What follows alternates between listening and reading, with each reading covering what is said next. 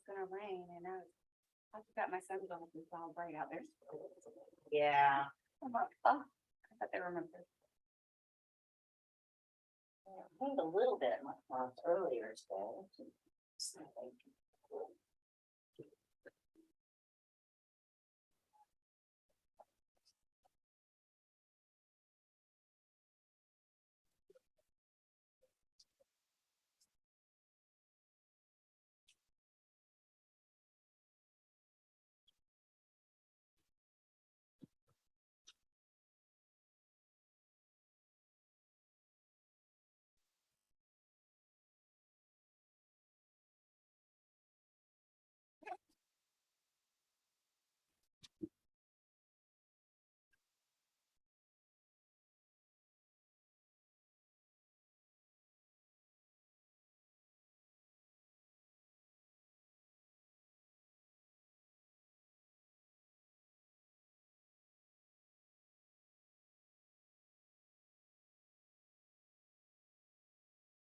So what you do to set up?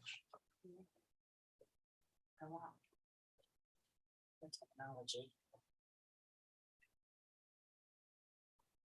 Then I noticed on their video, you have to keep switching them all around, do what you Yeah. do. I was like, ooh, that's a lot. I should forget.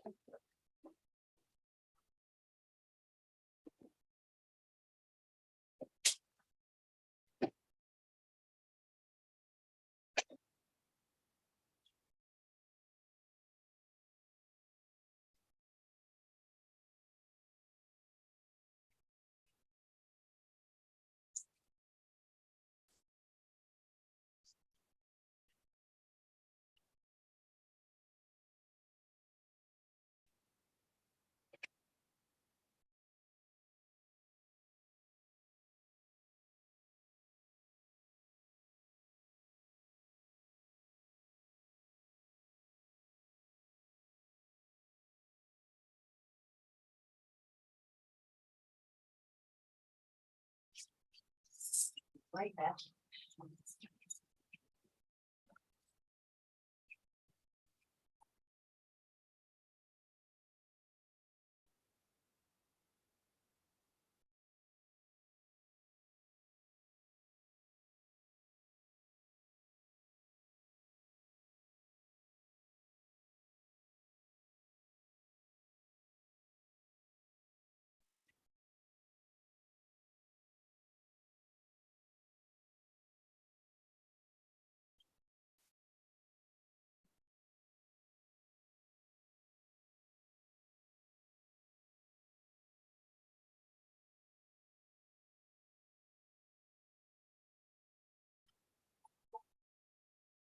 Sort of. I've worked twice so far. Oh, that's right. Well, I tell mine that I'm taking a vegan class, so they're calling me again. Oh, are you guys doing practice? Hello? Good morning. Hi, Debbie. I'm sorry, I can answer before. Just got class, but I had like a minute before the next one. I don't know what's going on. I logged in yesterday, and I logged in maybe about half an hour ago. I'm gonna try again. Okay. All right. I can call you back about 12:30. I'm in class right now. Okay. Yeah. Good Yeah. morning. Morning. Morning. Good morning.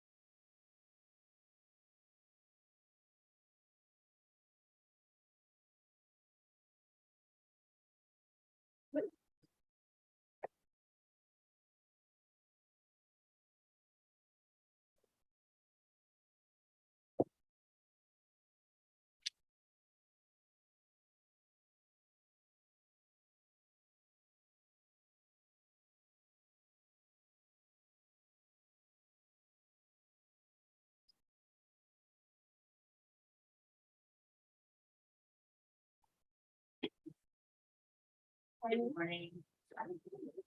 I have no worries.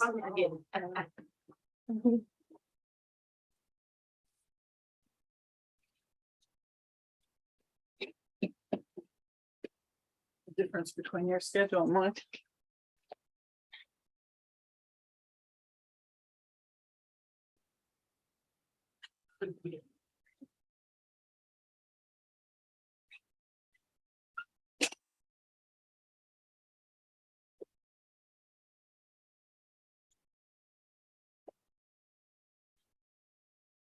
Okay.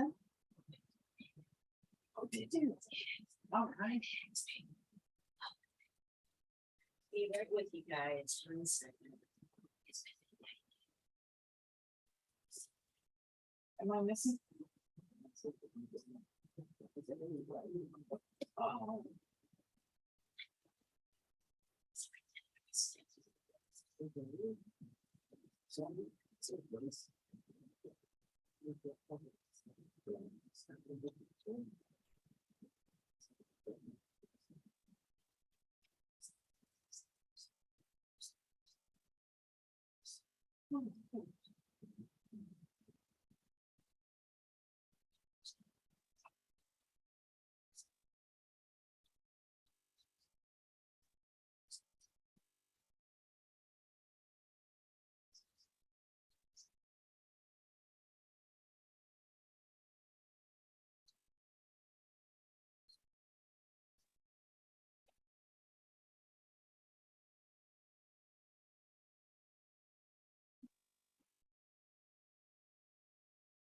Tuesday.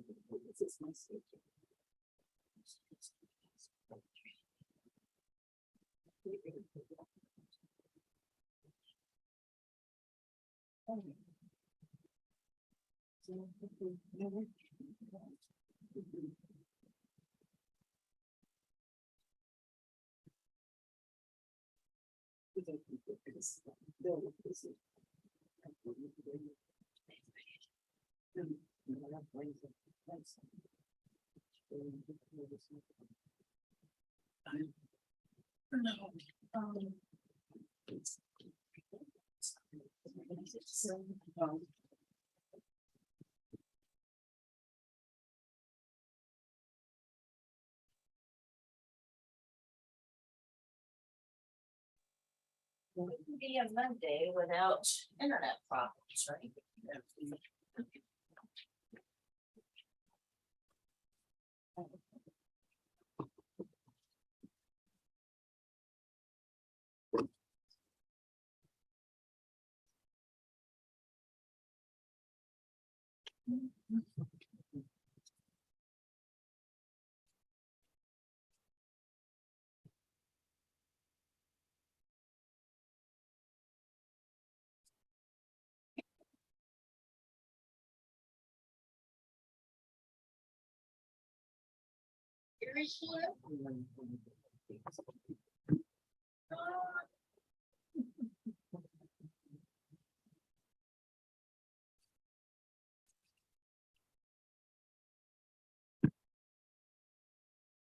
Hey, good morning.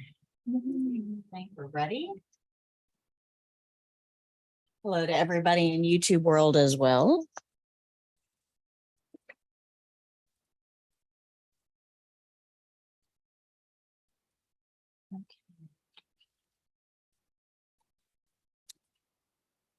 I think we're ready.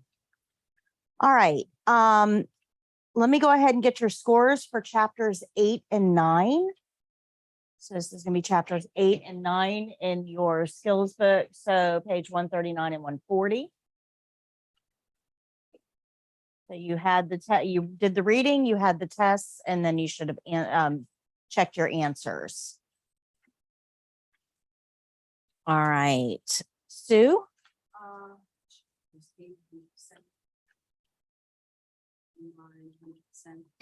Thank you. Crystal. Cynthia. Thank you. Yvonne. 9 and 5, 8, 9, 90. Thank you. Can I get 5, 6, and 7 from you as well? 1 is 85. For- 6 is 85 and 7. Okay. Got it. Wilma? I got chapter 4, 15. Okay. So you missed 3? Yeah. You missed 3? Okay. All right. Okay. Who's 5? Oh, you missed 5? Okay. So that's a 75. Got it. Okay. Okay. All right. 6, 20. Okay. 7, 20. Okay. Chapter 8, 18. Okay. And do you have 3 for me as well? Okay. Kari? Here, Leah? Amber? We'll start with 2. 90.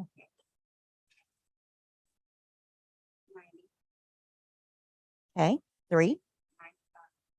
Thank you. Okay. Okay. Okay. Okay. Very good. All right. Okay. Does anybody did I get everybody? What's that? Everybody right here. Okay. Did you guys have any questions about anything that you missed? Anything you want me to explain to you? Any questions? I'd like to read the pressure taking and The pulse? You will have, yeah, you will have some time today to practice. there was a No, Wednesday is.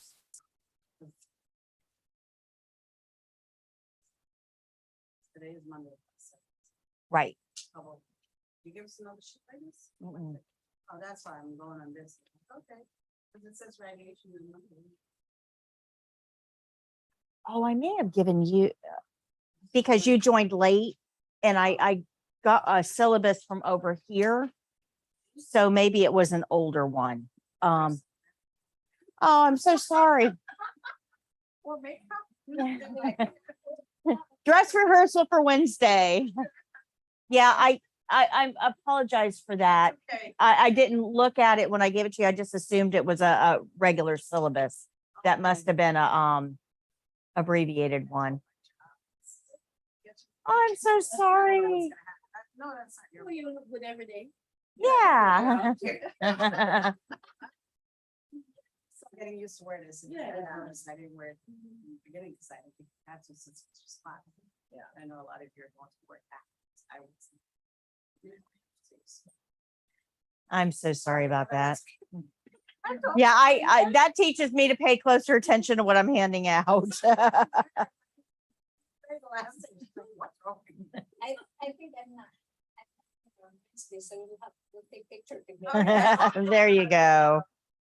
There you go. All right. So that brings us to Wednesday. So Wednesday we will have class. There are no skills to cover on Wednesday. But I do have to talk to you about things like continuing education, CNA renewal, finding a job in healthcare. We're going to talk about that quite a bit. We are going to take a graduation photo and post that on Facebook. I don't tag anybody, so you have to go to my Facebook page and share it if you want, or tag yourself, but I won't tag you. And we're going to go over a couple of other things too, like interview tips and how to make a good impression and those types of things. So there are some things that we're going to be covering on Wednesday, but no skills. Today is the end of the skills. Please make sure that you bring your books back with you on Wednesday. That way I can make sure that, we can check them in. If you don't bring your book back, then I hold your graduation folder hostage until I get it back. So just kind of keep that in mind and remember that. All right, so any questions on what we have covered so far? No?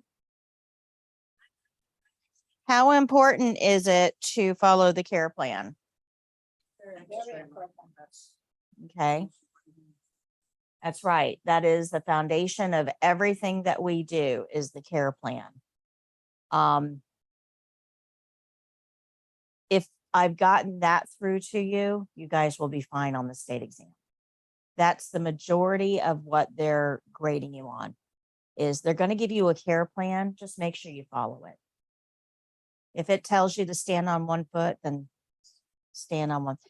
You know, the way that I introduce this is, you guys remember playing Simon Says when you were in elementary school, right? You remember the rules of Simon Says?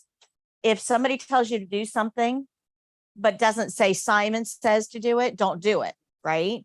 And if somebody does say to do something that Simon says, you have to do it quickly, because if you don't do it quickly, you're out, right? So that's really what this is. It's a giant game of Simon Says. But it says Simon, it's care plan. So if the care plan doesn't tell you to do it, don't do it. If the care plan tells you to do it quickly. So as long as you kind of remember those rules, you know, Simon Says really teaches you how to pass the state exam. So it's not, the exam really isn't hard.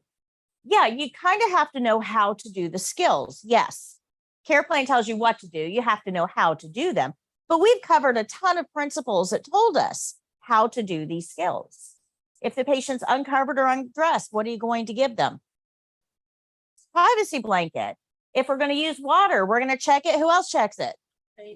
The patient. Whatever you wash, you rinse. Whatever you rinse, you dry. Yeah, that messes people up all the time. That's right. Remember, that rinse part is super important. If you're going to put supplies on the table, you need something under it. What's that something called? A barrier, chucks. Yeah. Every skill starts the same way.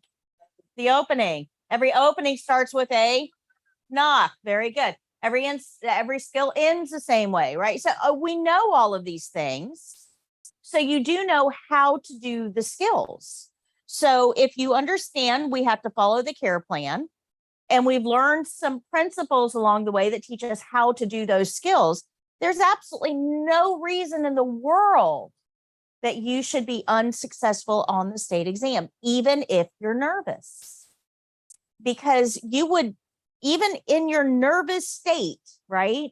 If you look at that mannequin and they're completely uncovered on the bed, that should trigger something to you. Oh my goodness, they're exposed, right? So everything that I've taught you along the way is to help you not just pass the test, but also take care of our patients really well. How much do you have to get right? That's okay. It's a very good question and one I can't answer because it's not as simple as you're thinking, right? You have a 60 question test. If I told you could miss 17 and still pass, you would be, thrilled with that, right? But it doesn't work that way. With the written test, there's 5 categories. And there's a certain number of questions in each category, and you have to pass all of the categories.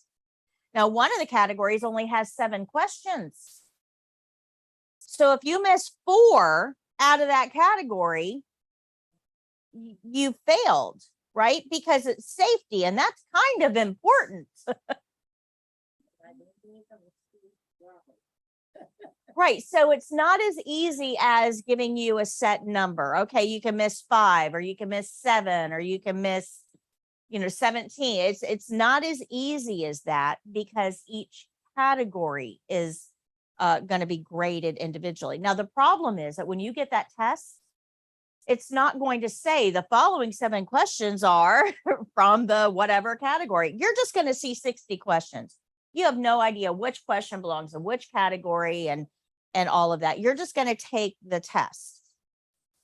But along the way, I have given you the information you need to pass the written test.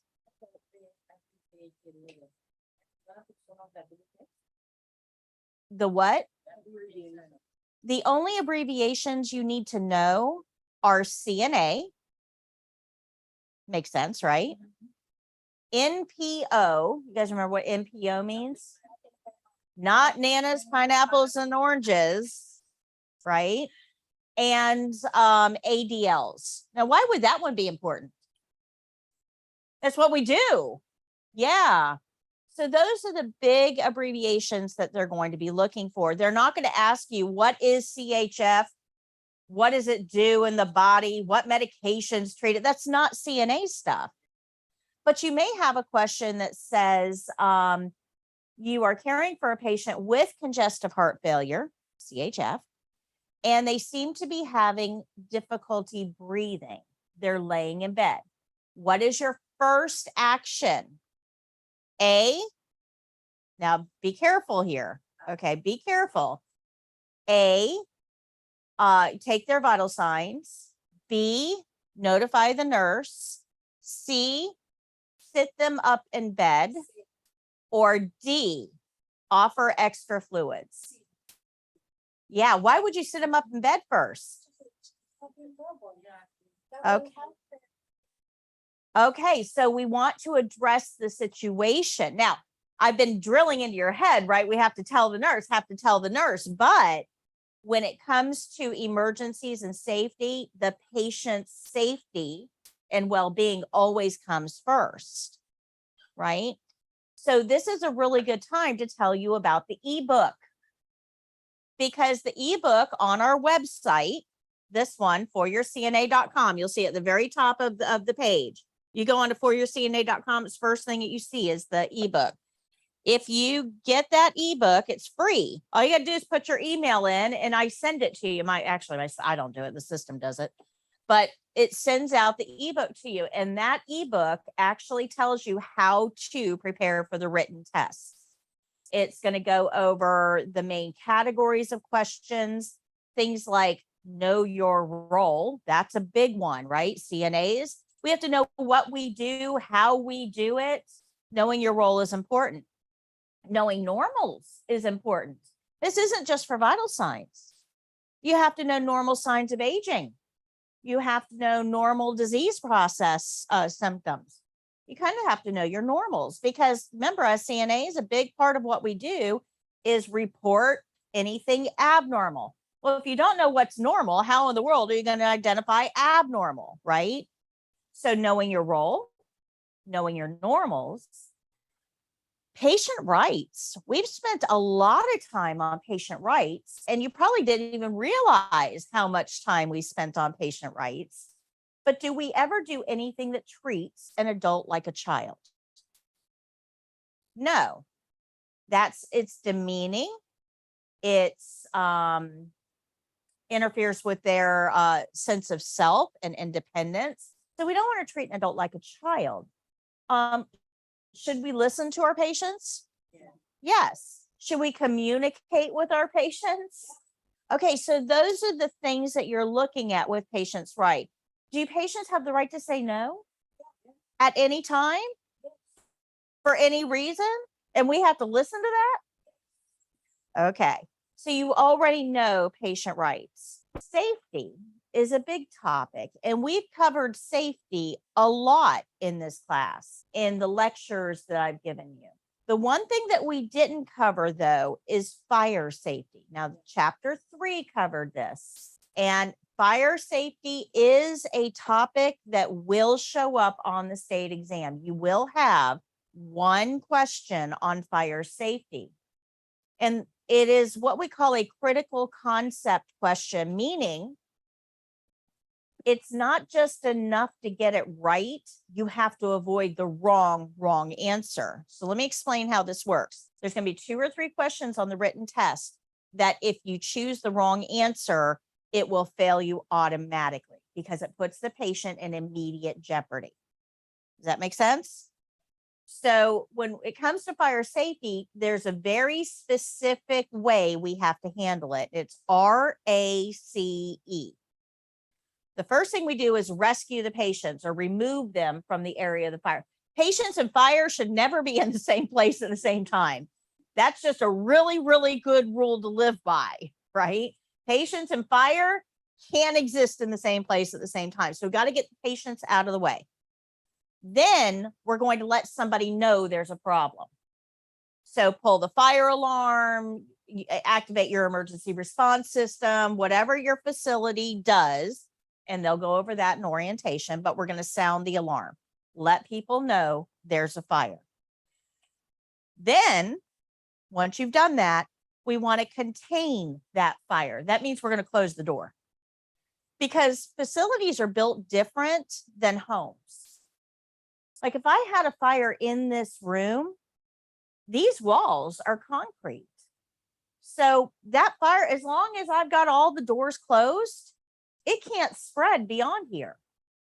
It'll burn this room out, but the damage will be limited to this room because it's commercial construction. Well, your facilities are the same way.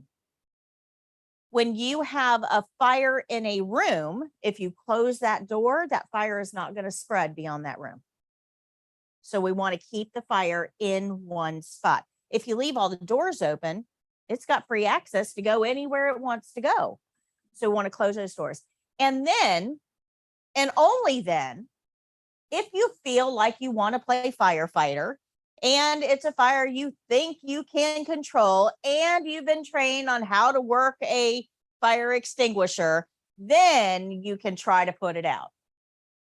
But a lot of CNAs get this all mixed up. They'll see a very small fire in a trash can. Now, this is usually on rainy days. Rainy days are very dangerous in clinical settings, not because of the lightning. It has nothing to do with lightning. When you have a rainy day, staff members aren't taking the patients out for cigarette breaks. That patient is not going to stop smoking just because nobody's taking him outside. They're going to sneak it. Usually in the bathroom, standing on top of the toilet near the vent, which is like a whole nother safety issue, right? But they will do that. And then when they think they're going to get caught, they'll throw the cigarette quickly in the trash can. Now that trash can, because we wash our hands a bazillion times a shift, is full of paper towels, which are easily combustible. So it's not uncommon on rainy days, especially, to walk into a room and see a little bit of smoke coming up from the trash can. Now, you need to know what to do in that situation. The first thing to do is to remove the patient. Then you're going to let somebody know, hey, there's a fire. Then you're going to close the door, go get a fire extinguisher. If you think you can put it out, that's fine. But it has to be done in that order. But what a lot of CNAs do is they see a little bit of smoke. They think, oh, it's no big deal. I've got this. I can take care of it. And they grab the fire extinguisher. Don't do any of the other things. They just grab the fire extinguisher. They put it in the trash can. And then they squeeze the trigger. Now, the problem is that stuff is going to come out under pressure. And when you have the nozzle of the fire extinguisher stuck down in a container and you squeeze, that pressure pushes everything in that trash can out. And now we don't have a small fire in a trash can. We have got a multi-point fire in the room.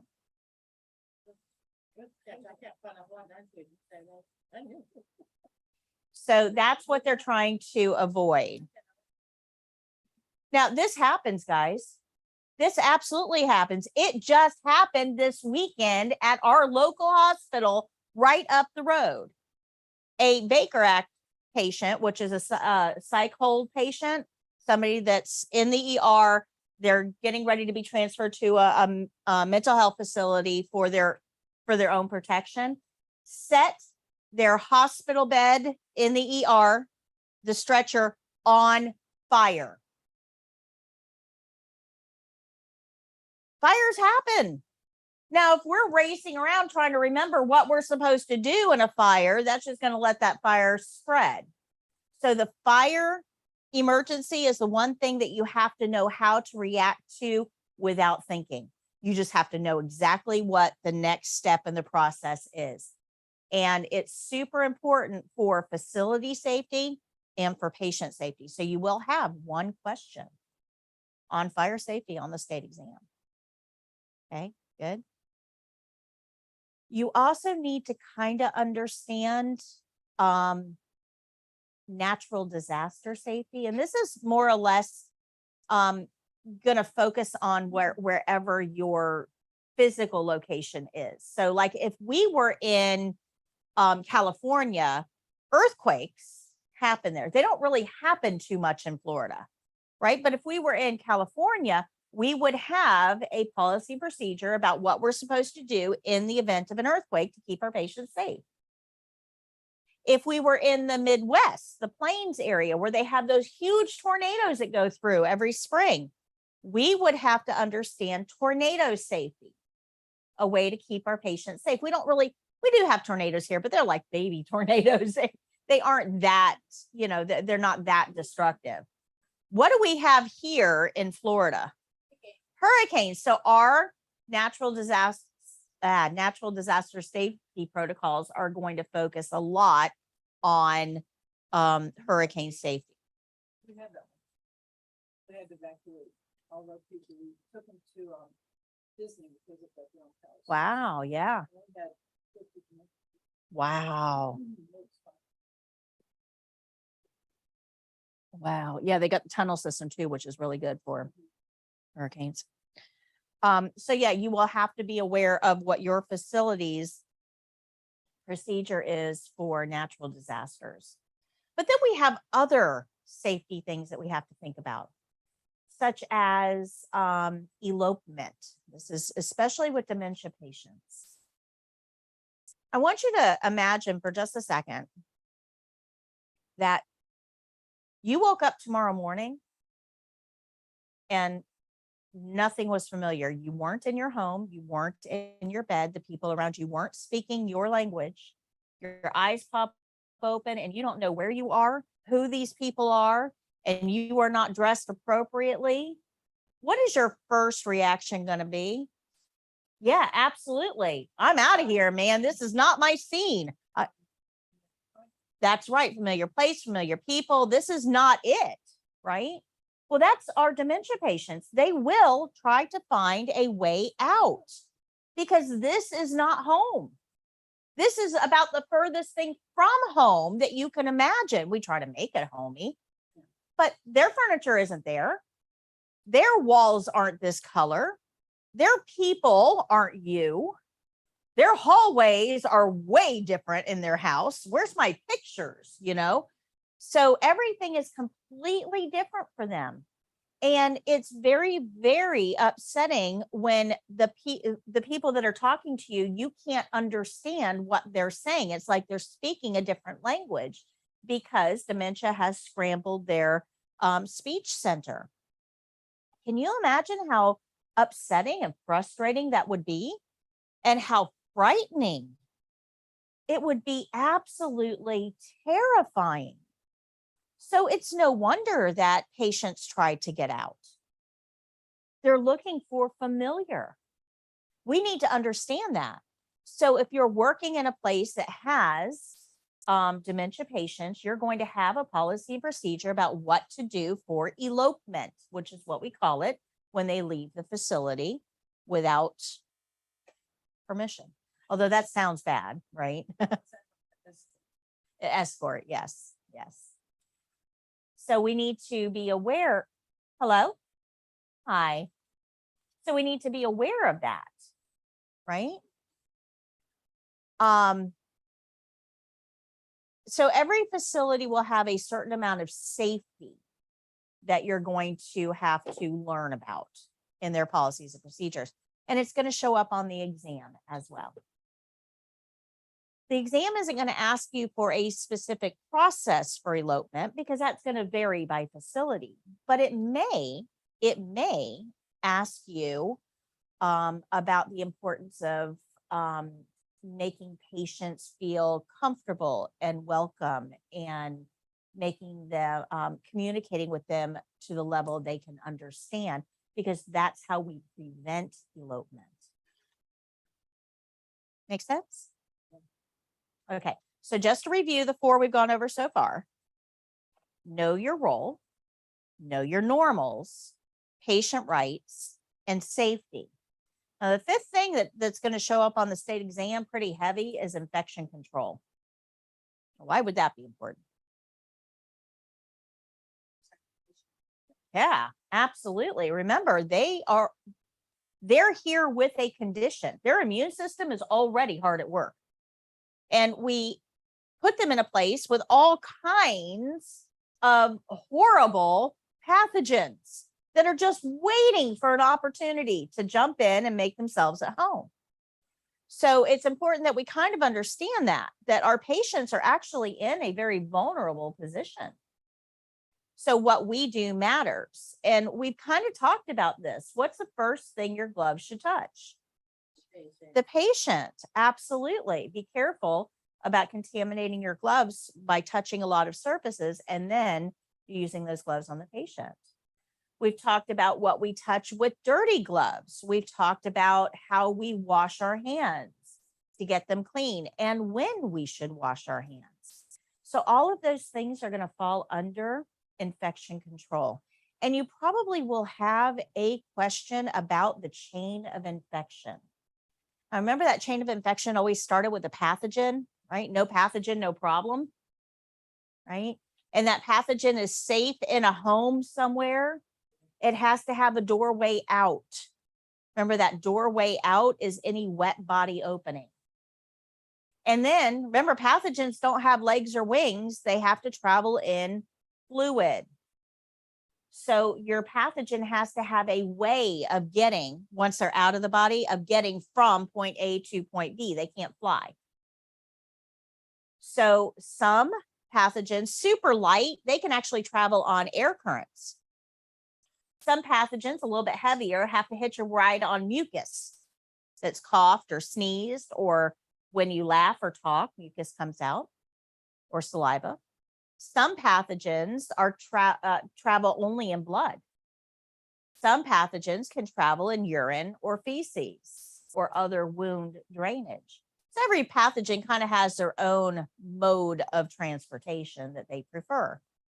Think of it like planes, trains, and automobiles, right? Every pathogen has their preferred method of transmission.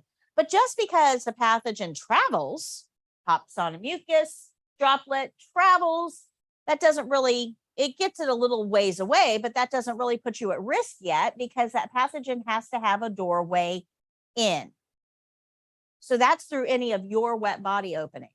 So if we're going to be working with pathogens and there's a chance of slashing or something like that, we want to make sure that we're covering all of our wet body openings. And then once that pathogen gets in through your doorway, you have to be susceptible. If you're vaccinated, it can get in all at once. It's not going to be able to do any damage because your body, your immune system knows how to take care of it before it ever is able to kind of set in. Okay, good. Makes sense? You will have a question on the chain of infection. So that's really what the state test is about. But let me talk to you about those critical concept questions that we just talked about a minute ago. Let me explain what that is. There are a few, very few questions on the state exam that if you choose the right answer, great. If you choose the wrong answer, no big deal. It's going to count against you, but not a huge deal. But one of the wrong answers is going to trip a failure. So, for instance, let's go back to fire safety, right? Remember RACE we just talked about? So you walk into a patient's room, you see a small fire burning in a trash can. What is your first action? A, sound the alarm. B, close the door. C, extinguish the fire. Or D, remove the resident. Right, we would all know we'd have to remove the resident. Now, if you sounded the alarm, you're not going to get it right, but it's okay. If you close the door, you're not going to get it right, but it's okay. If you extinguish the fire, you failed the test. That's right. First of all, nobody knows you're playing firefighter. And if things go wrong, nobody's going to be aware. Your patient is still in the room, and that's putting them in immediate jeopardy. So that's the whole key to a critical concept question. If you choose the wrong answer that puts the patient in immediate jeopardy, you will fail the entire test. Okay. Does that make sense? For one question, because it puts the patient in jeopardy. Okay. But I have explained all of this to you throughout the program. So you should automatically, all those critical concept questions, you should automatically go, nope, that one's absolutely not right. I'm staying away from that one. That is not correct. Another one that you might see has to do with patient rights. You are assigned to perform pericare on a competent patient. And when you go in to perform pericare, the patient starts pushing their gown down and becoming combative. What is an appropriate action? A, continue to perform pericare because you've been assigned by the care plan. B, stop and explain to the patient what you're doing. C, stop performing pericare and tell the patient to clean themselves. Or D, complain to your coworkers if this patient is difficult. Okay, so stop and explain. Yeah, stop and explain. Absolutely. So if you just continue to perform pericare, that's violating the patient's rights, and that is a critical concept question because it puts the patient in immediate jeopardy. Let me ask you a question. Where can sexual assaults occur? Anywhere, right? Can a sexual assault occur in a home? Can a sexual assault occur at a movie theater? Okay. Can a sexual assault occur in a clinical setting? If a patient is competent and they are absolutely refusing pericare, either they don't understand what you're doing or they have been a recent victim of sexual assault. And it does happen. We just had one about 4 years ago. A woman in a persistent vegetative state in her 20s gave birth in a facility. Gave birth. She is unable to provide consent for sexual activity. She is in a persistent vegetative state. She was unable to provide consent. Somebody took advantage of her, got her pregnant, and nobody in the facility knew until she gave birth. Now that's a question, right? Wait a minute, hold up. How come nobody picked that up? Nobody knew she was pregnant. Well, I wasn't involved in the case, so I can't tell you for sure, but I can tell you there are a couple of mitigating circumstances there. Number one, I do believe she was on tube feedings, which is very controlled calorie. So, when you're pregnant, you gain weight because you're eating for two. If your calorie intake doesn't change at all, you're not going to gain much weight, right? A lot of times when you're in a persistent vegetative state, that affects your monthly cycles. So she may not have been having monthly cycles, or sometimes we actually use medication to halt the monthly cycles. So that trigger may not have been present, to, hey, wait a minute, she hasn't had a monthly cycle. That may not have been a situation.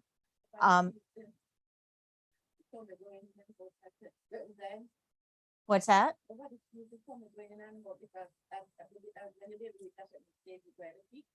Well, it came to find out the person that did it was her nurse. So he's seeing it. What's that? He knows what is going on. Obviously, he knows what is going on. So he's not saying anything to anybody else. Well, there's no way of knowing whether the CNA knew or not. I don't know.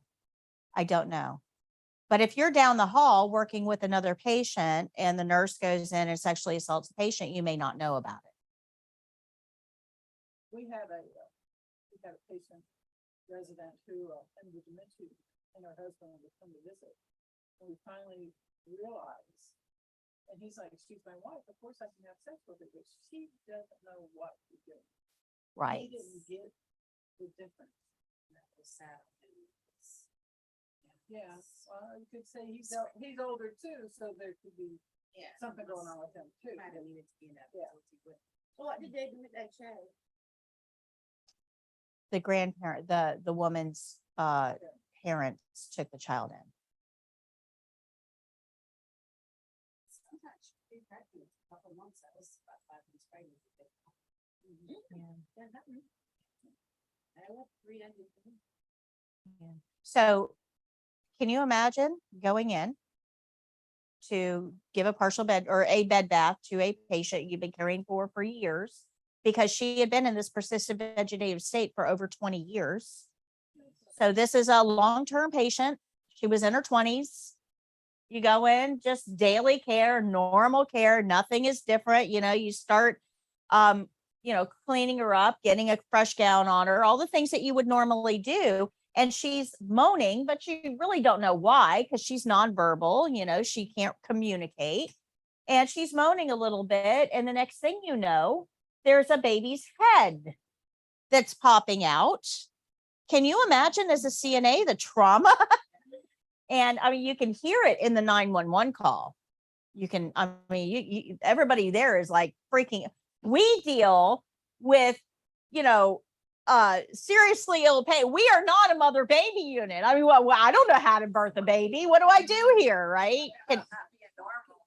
Yeah. Can you imagine? Oh, another week, whatever. I heard a cat. I thought it was a cat. Cat somewhere. And I just lifted up her blanket. The baby was right, just slid right up. Yeah. Oh my gosh. Yeah. I didn't feel anything. She just take it to something. We did not any early. And she asked another patient to lift the blanket about and she lifted up this something. Yeah. I was not that blessed. I was not that blessed. Yes. Yeah, no. And I will see the signs that are printing that and I hear every time. Why do you come here? I said, I'm going to my baby. She said, and then after that, I'm not leaving, and she take me to the examination room. And when she realized I'm really what we're going to do with my kid. And I was standing there, minding my own business. And I just feel like something came on here. I ran. And when I ran, it's fellow. Wow. 10 pounds. Anything. Yeah. So we need to watch our patients for signs that all is not well. And if we have a patient that is suddenly guarding and, being very resistant to care, then we should, first of all, make sure that we've explained ourselves well, that we're not startling them. Because I'll tell you what, you come into my room at 2:00 in the morning and start lifting up my sheets and taking my night clothes off, we're going to have a problem because I have no idea why you're there.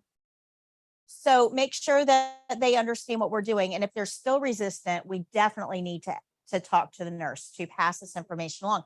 What we don't want to do is start questioning them. That's not our role. We are not trained investigators. We're not going to ask things like, have you been sexually abused? No, that's not our role at all. And you can actually interfere with an investigation by doing that. So if you have a concern, if the patient's acting strange at all, we need to pass it on. Now, this isn't something that just happens way out in Arizona or wherever that was. We actually had one of the worst cases right in Citrus County, one county north of us. There was a male nurse who worked in the recovery room of a hospital surgery unit. And he worked alone overnights. I mean, he was a male nurse. I mean, that's what you did, right? Well, they started to pay attention because a lot of his patients were having night terrors and some other things after they got out of recovery and up on the floor, and things just weren't really adding up. And another coworker walked in and caught him in the process of raping a young girl right after surgery. Now, that's hard. I mean, first of all, sexual assault, horrible, horrible, horrible, worst ever, horrible. But right after surgery, I'm just, because they were sedated, and a lot of them didn't have the awareness or the memory, but they knew subconsciously, and that was coming out in their dreams, and they were having night terrors. And a lot of these women, and this was many years ago in the 90s, but a lot of these women have had ongoing psychological issues, but trust issues. I'll tell you what, I would never trust anybody in scrubs again. This is supposed to be somebody that in your most vulnerable state has your best interest at heart. And that's not what happened. And he went on to be convicted of many, many counts of sexual assault, and was sentenced to prison. And then he broke out of prison for a little while. They did catch him and put him back in. But this guy was just unbelievable. And so don't think it doesn't happen in small communities. I mean, Citrus County is one of the smallest communities, and yet this was happening, one of the worst cases right here in our own backyard. So pay attention to your patients, especially those that are vulnerable. That's what we have to do, is to keep them safe. Does that make sense? Okay. So the 5 things you're going to be graded on for the written test is know your role, know your normals, patient rights, safety, and infection control. If you understand those 5 things, the written test is going to be pretty easy. It's all scenario-based questions. They're going to give you a scenario and ask you, what are you going to do when you see this?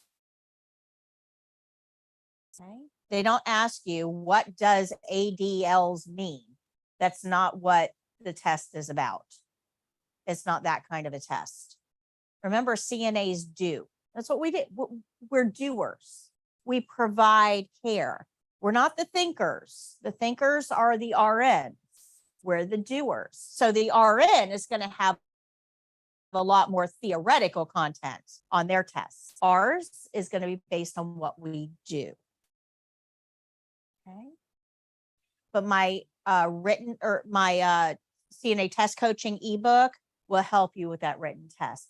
And let's see here. Nanda says, I passed my both exams. Thank you so much for your help. Your ebook and video helped me a lot. So congratulations, Nanda. All right. So go download the ebook if you haven't. It will help you, and it's free. I wrote it for you. All right. So today we are going to learn about range of motion, hip, knee, and ankle. And we've already covered range of motion. We did range of motion of the shoulder. We did range of motion of the elbow and wrist. So now this one's hip, knee, and ankle. So the same rules apply. You read the care plan. It tells you what exercises to do, what body part, and how many repetitions. Follow it. So when we lift from below with a flat palm. Remember that, never from above. You want to move slow and smooth and always return to start. And we should be watching for signs of pain, right? What are signs of pain? Yeah, wincing, grimacing, turning their head away, stiffening up, resisting, or even saying, ow. That is a sign of pain. The next repetition, we will go below the pain and then let the nurse know what we found. Okay, good. All right, so on page 57 of your skills book,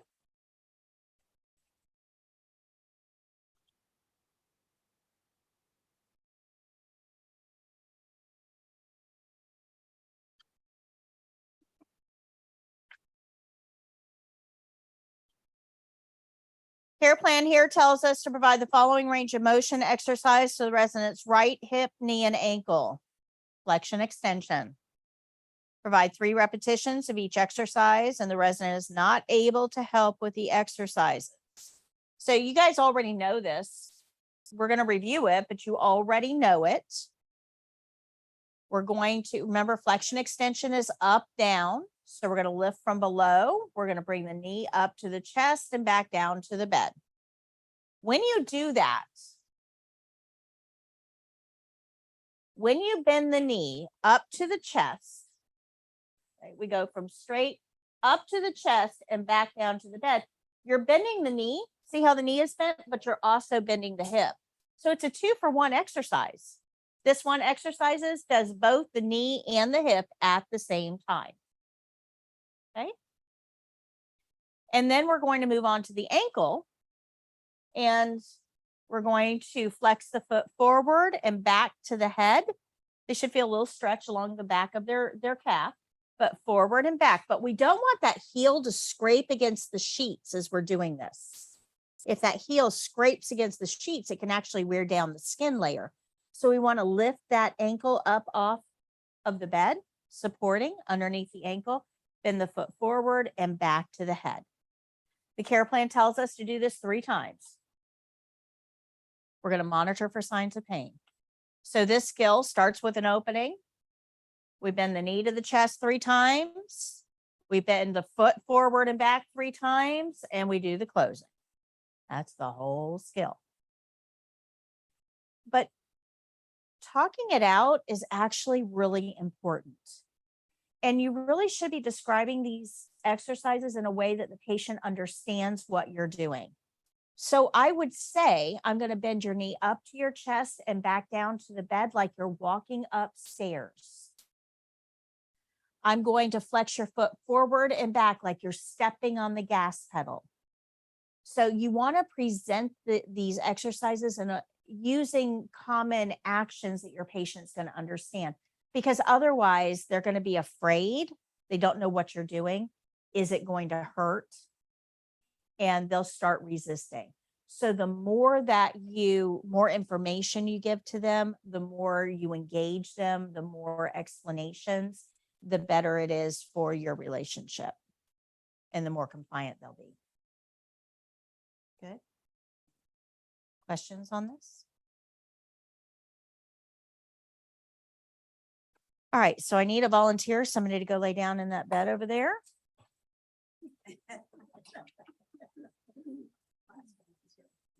Yeah, designated volunteer.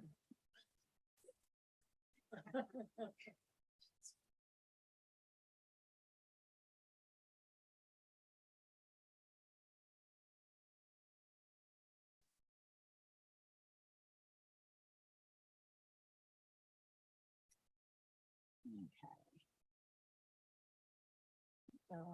All right, there we go. All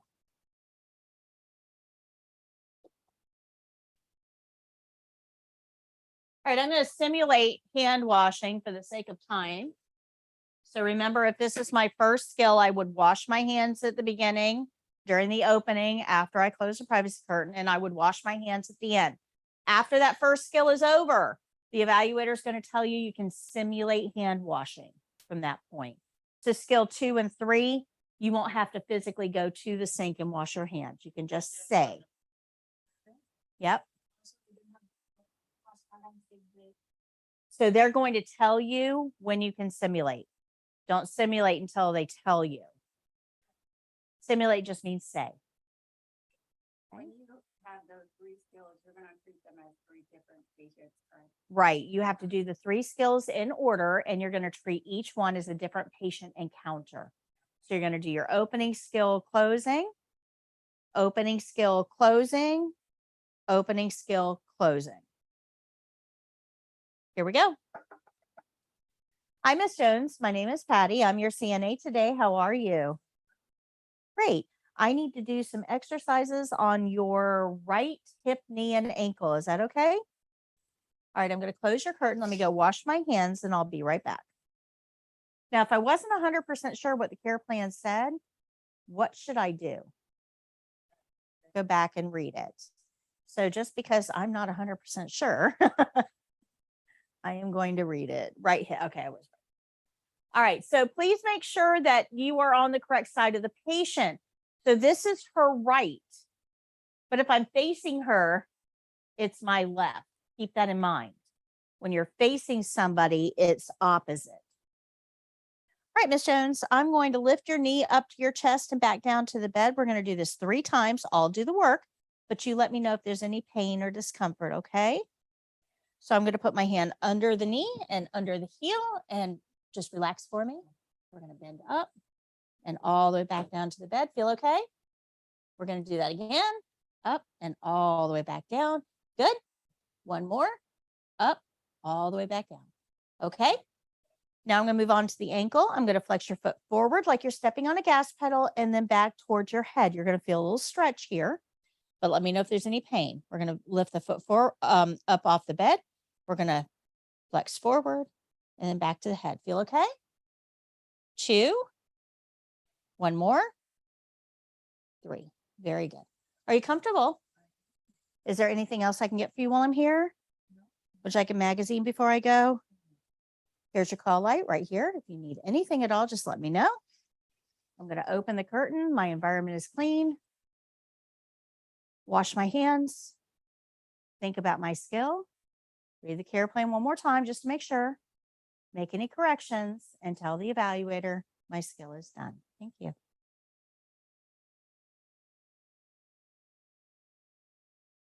I would not mind that skill. In fact, I would not mind any of the range of motion skills.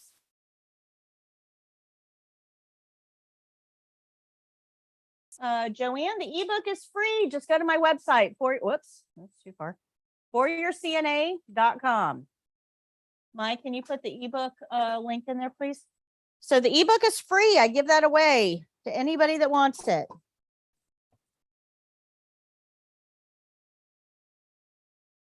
All right, so we're moving on now to catheter care. Go to page 114.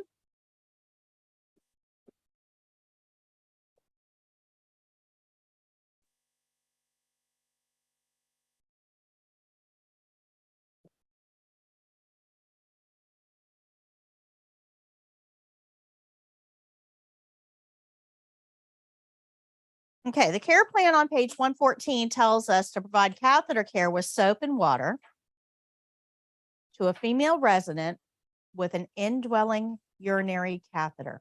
Those are also called Foley catheters. That's the other term that you're going to see.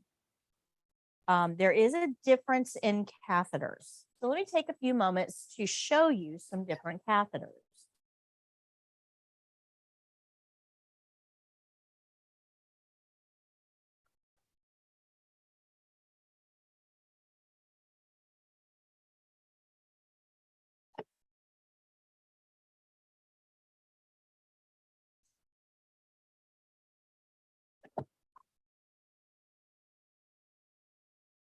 Okay.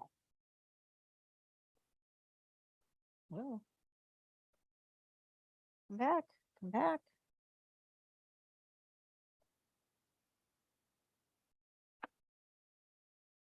Okay. So catheters and the bags they attach to are 2 separate pieces. That's because catheters can be left in up to 30 days. Bags are generally changed out once a week. So they have to be 2 separate pieces. CNAs do not separate these 2 unless you have been trained to do that. This requires additional training because of the infection risk. Okay, we're going to talk about that in a minute. But it's important to know catheters and bags are 2 separate pieces. Now, catheters, when they go into the body, they go in like this. Once they get in the body, we inflate a little balloon on the end, and that just holds it in place. I'm going to show you a graphic in a minute that'll make more sense, but you can also follow along on page 112. But these are indwelling catheters. They have a balloon there that holds it inside the body, kind of acts like a doorstop. And then we have intermittent catheters or straight catheters or Red Robinson catheters. So this thing has 3 different names, but it's different in that it doesn't have a balloon. So there's nothing that's going to cause this to stay in by itself. If we put this in and then let go, it's going to slide right out like a piece of spaghetti. It's not going to stay in the body. We actually have to have something to keep it in the body, and that's what that balloon is for. And that balloon does not hurt. I'm going to show you that in just a minute. But this is a straight cath or intermittent cath. We're just going to put this in to get the urine out and take it right back out. This would stay in for up to 30 days and have to be changed out. There's a different kind of catheter too called an external catheter that we use for men. We're going to talk about that in about 45 minutes. Okay.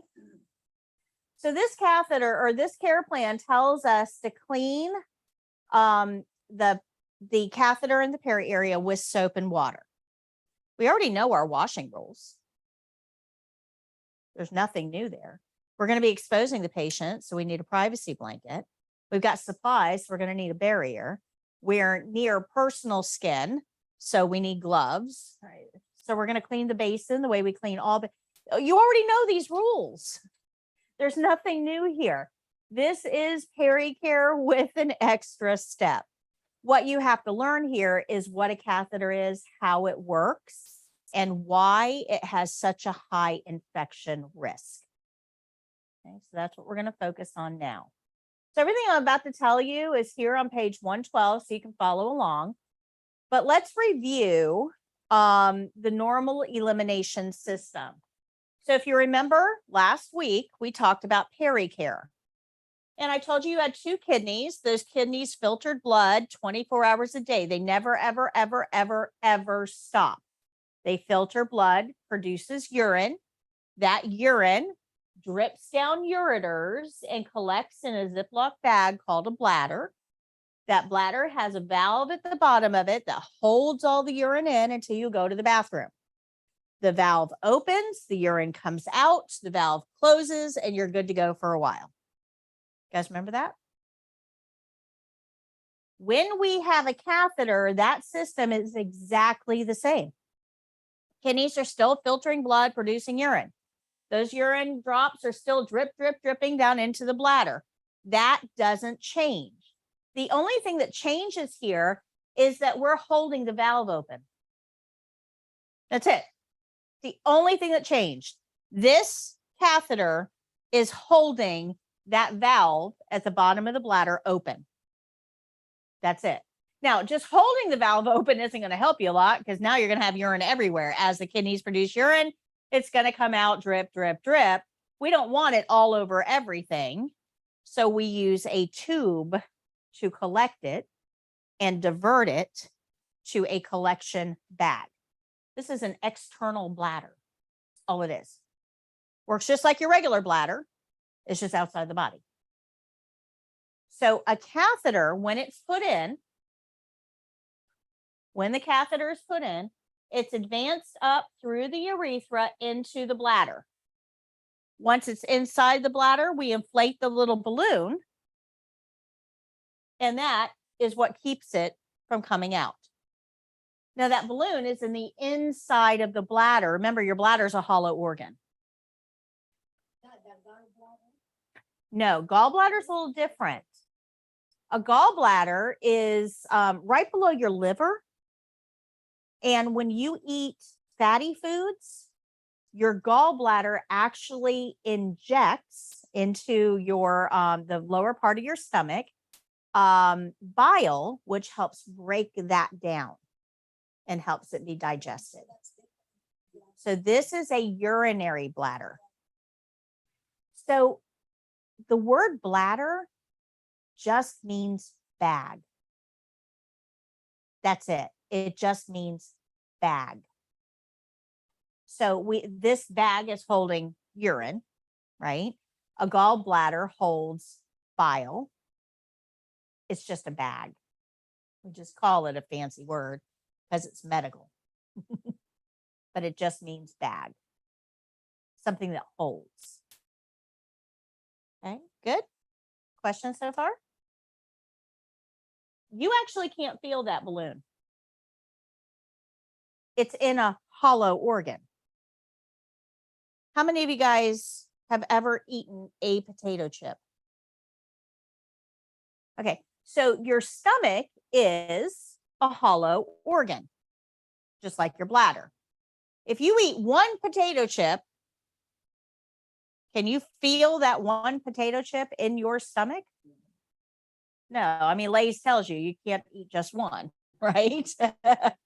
You can't feel it. Even though you put something in it, you can't feel it because it's really too small to be felt. Now, if you eat an entire Thanksgiving dinner, now your tummy is full and you can feel that, right? Because now you got a lot in there. Make sense? Okay. This is like one potato chip in your bladder. Your bladder is not going to know it's there. But do you see how this little tip sticks up right here? Okay, you can see it here too. This little tip right here. Now, because the bladder is a bag that expands as we put more urine in it, right? So as your kidneys produce urine, urine goes down the ureters into your bladder. The bladder has to expand to hold more and more and more and more until you get full and you got to go to the bathroom. So the bladder stretches, but it also can condense if there's nothing in it. It becomes smaller. Make sense? Okay. Well, if we have a catheter there that's letting all of the urine out, that means the bladder is small. It's not stretched out. There's nothing really in it other than that balloon. But this little thing right here sticks up when you have the bladder, the catheter in the bladder. So this right here is going to hit the top of the bladder because the bladder isn't expanded. It's kind of shrunk down little. There's only one thing that has ever hit the top of the bladder. Ever. Pee. So when we have a catheter in and this little tip is hitting the top of the bladder's like, oh, I must be full. Because I've only ever had something hit the top of the bladder and that pee, and that means that I have to go to the bathroom. Everybody with me? Now, there is another sensation that some people have with their bladder, and that's pain. If you've ever had a urinary tract infection, right? So there's only two sensor cells in the top of the bladder. There's pee and pain. So when this hits the top of the bladder, it's got to pick one of them. Something's there. It wants to tell the brain, hey, something's going on here. I found something. And it's trying to communicate with the brain, but it's only got two words. That's it. Bladders are kind of low-level organs. They're not very sophisticated, right? They've only got two words in their vocabulary, pee or pain. And this doesn't really feel like pain. It feels more like pee. So when your patient has a catheter for the first 12 hours or so, they're probably going to feel like they have to pee. It's normal. It goes away. If they distract themselves, take a nap, read a book, watch TV, it'll go away in about 10 to 12 hours once the body gets used to it being there. So just distract yourself, but that's normal. Pain, never normal, ever, ever, ever normal. There's a certain percentage of people, small percentage, thankfully, but there is a certain percentage of people that when we put a catheter into their bladder, their body says, you don't belong here. You don't belong. And it contracts to try to push this out. Anybody ever have a Charlie horse in your leg? How bad do they hurt? Like on a scale of 1 to 10, 22? Yeah. Right? They hurt. This is a Charlie horse of the bladder. So if you think it hurts in your leg, this hurts. So if your patient has a catheter and they call and say it hurts, believe them. Go get the nurse right away. Because what's happening is the body is reacting to the fact that we've got something foreign there. It says this doesn't belong and it's trying to push it out. Now, as a nurse, I do have a few options here. A few. Not very many. The first thing I'm going to ask myself is this catheter absolutely necessary. Now, we don't use catheters for convenience. It's a super high infection risk with catheters. We don't use them for convenience. If the pee can come out by itself, let it come out by itself. We don't use catheters for convenience. But if this patient has a huge tumor in the way and the pee can't get out, I need a catheter. If this patient is having surgery, I don't want them peeing on a sterile field when we, numb their body. So I need a catheter. So there's certain times I need a catheter, but if I can get away with not, that catheter's coming out. Good? Makes sense? If I have to have a catheter and we have bladder spasms going on, I can get a hold of the doctor and get a certain medication that puts that bladder to sleep. It just knocks it out. That way the bladder has no idea the catheter is in there. It quits spasming. It sounds like a good idea, right? Except that medications always have side effects. And one of the side effects of this medication is once we knock the bladder out, it may not wake back up. Ever. That's a big risk. The big problem. So we have to weigh the pros and cons of this very, very carefully. So if the patient says, I have to pee, let the nurse know. If the patient says, ow, it hurts, let the nurse know quickly. Okay. But just for your own knowledge, that's why they'll act on one, but probably not the other. Having to pee, pretty normal. Pain, never normal. Make sense? Good? Okay. So the catheter itself, as you can see here, the catheter itself is going to be attached to some sort of a collection device. So in this case, we have a drainage bag. Now, these drainage bags are pretty big. They're called bedside bags. I call them suitcases of urine. They're pretty big. I mean, they hold a lot. So this is what you're going to find in a clinical setting. This is what we use for the state exam. And a catheter would be attached to this. Remember, catheters and bags are two separate things, but they go together. The thing is, it's got some markings on it. We're not going to use these to measure the urine. We're actually going to take the urine out into a cup and measure it that way. It's much more scientific. This is not scientific at all. This is kind of an eyeball view, but that's not how we count urine. But this bag, we're going to get into how to care for the bags in just a minute. But this bag is going to be attached to the catheter that's inside the patient. It just slides on like that. As a CNA, you do not do that. You do not connect or disconnect catheters without additional training because there's a huge infection risk here. So if you remember, I told you on Wednesday that every pathogen is trying to find a bladder to get into.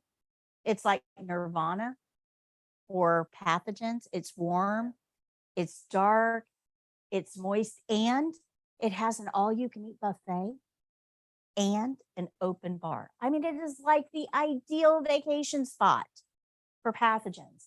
There are proteins and enzymes in urine that those pathogens can use to zip themselves in half and create two. Because pathogens don't need little boy bacteria and little girl bacteria to make baby bacteria. It doesn't work that way. They just get in the right conditions, eat the right stuff, and they just zip themselves in half and create two. Boy, wouldn't it be so much easier to procreate that way? But that's not how it works in humans. So what we have to understand is if we allow pathogens of any kind into the bag, they now have a food source. So they're going to start multiplying. And as they multiply, one bacteria becomes 2, 2 becomes 4, 4 becomes 8, 16, 32, 64, 128, 256, 528, so on. It just grows exponentially. Well, that bag's going to get awfully crowded pretty quick. So those bacteria are going to start climbing. and they climb and they climb and they climb. And then they get on the inside of the catheter itself and light is blocked out. So now we've really got a good condition to start ramping up.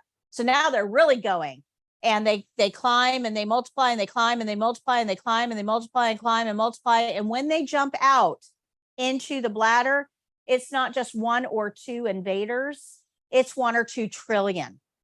So your patient goes from, I'm fine, everything is good, to, oh my gosh, I am deathly ill in a very quick period of time, because the bacteria was allowed to procreate on the inside of the system, where it's hidden from all of our defenders, all of our body defenders, our white blood cells, because there's none of those in here. So when it comes to working with catheters, infection control really is the name of the game. And this is why CNAs do not separate these two, because by putting this port into this hole, you can introduce bacteria into the system. Make sense? Now, nurses put catheters in and take them out. CNAs don't do that. That's not your job. CNAs do not do that. But you are responsible for reporting anything you see regarding the catheter. You can be trained to disconnect and reconnect, to change out the bags. You can be trained, but that requires additional training.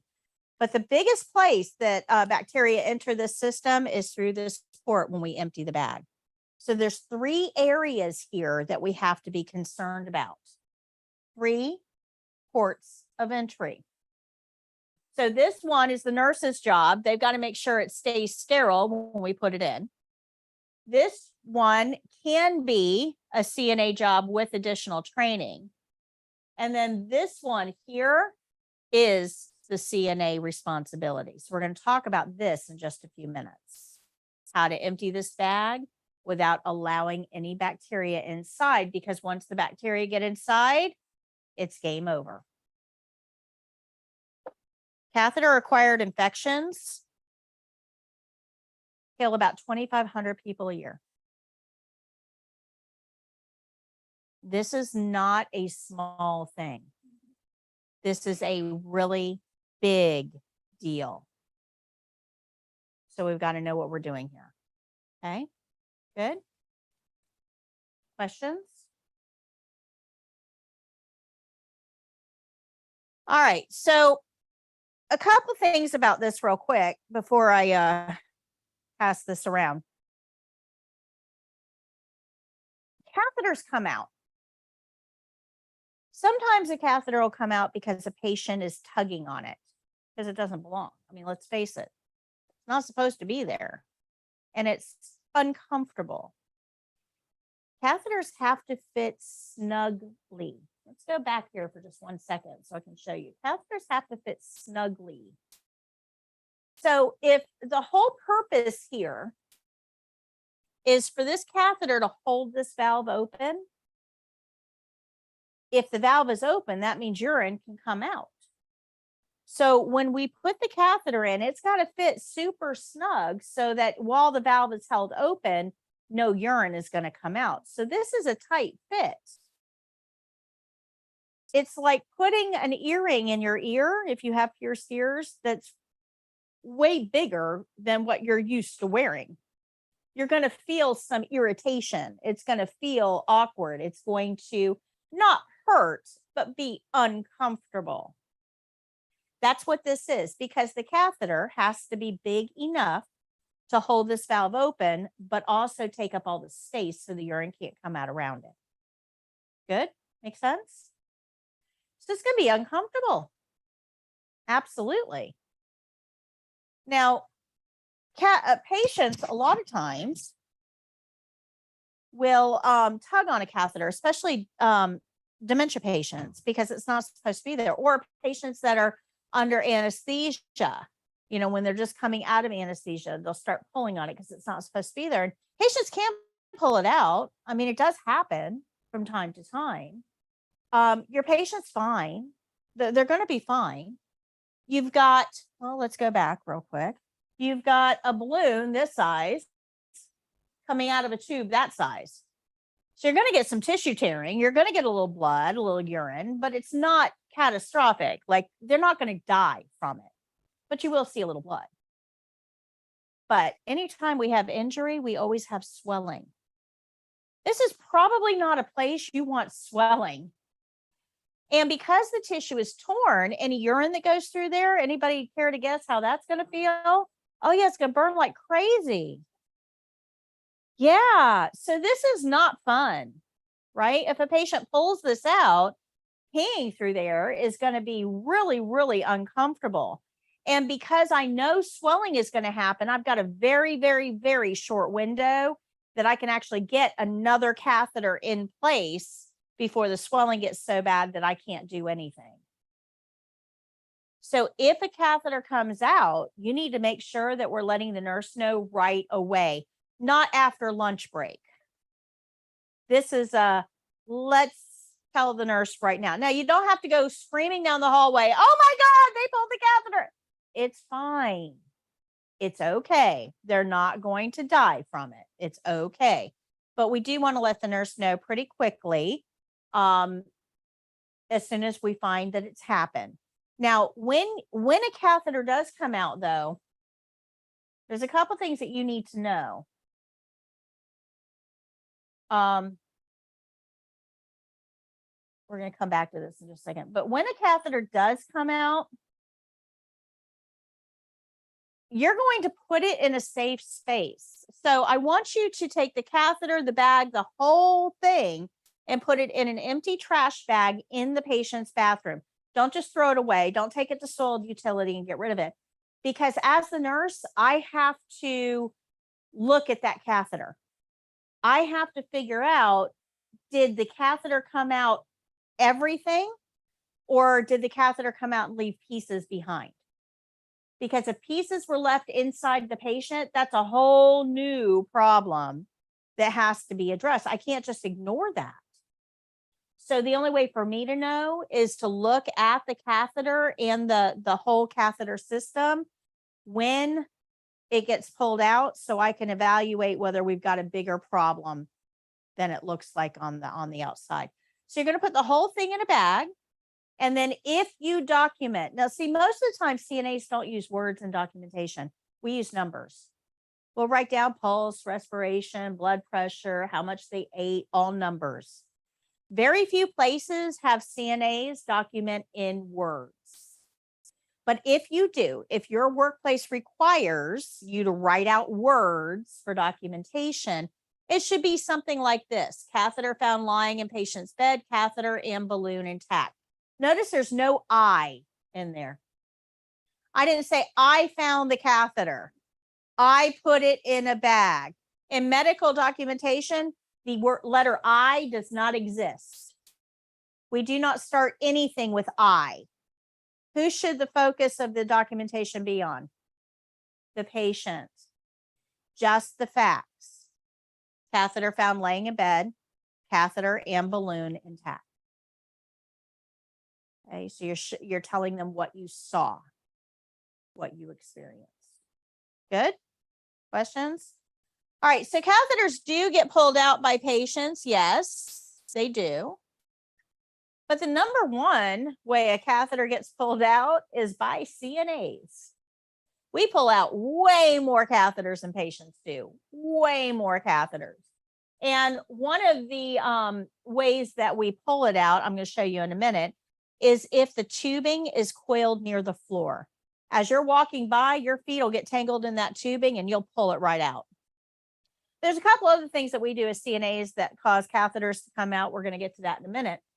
But a couple things about when we're working with catheters, we want to make sure that bag remains below their hips at all times. If you raise the bag up above the level of the patient's hips, that urine is going to go right back up inside the patient. I don't know about you, but to me, urine should really be a one-way trip. I do not want recycled urine. Thank you. Right? It should only go out, never in. And think about any bacteria that might be in that tubing. That urine is going to wash it right up into the bladder. Okay. You want to make sure that the tubing is coiled on the bed, not near the floor. because you don't want anything that's going to catch people's feet as they're walking by. You want to make sure the bag is hung from a non-moving part of the bed. This is important. If you've got a bed that is moving, like, the legs are coming up and the bag is on a moving part of the bed, it can actually pull that catheter out. Yeah, don't do that. Make sure it's on a non-moving part of the bed.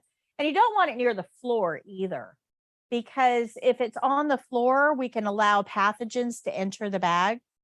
That's not a good thing. We want to keep the system clean. So even though the bag is near the floor, it can't be touching the floor. So non-moving part of the bed, not touching the floor.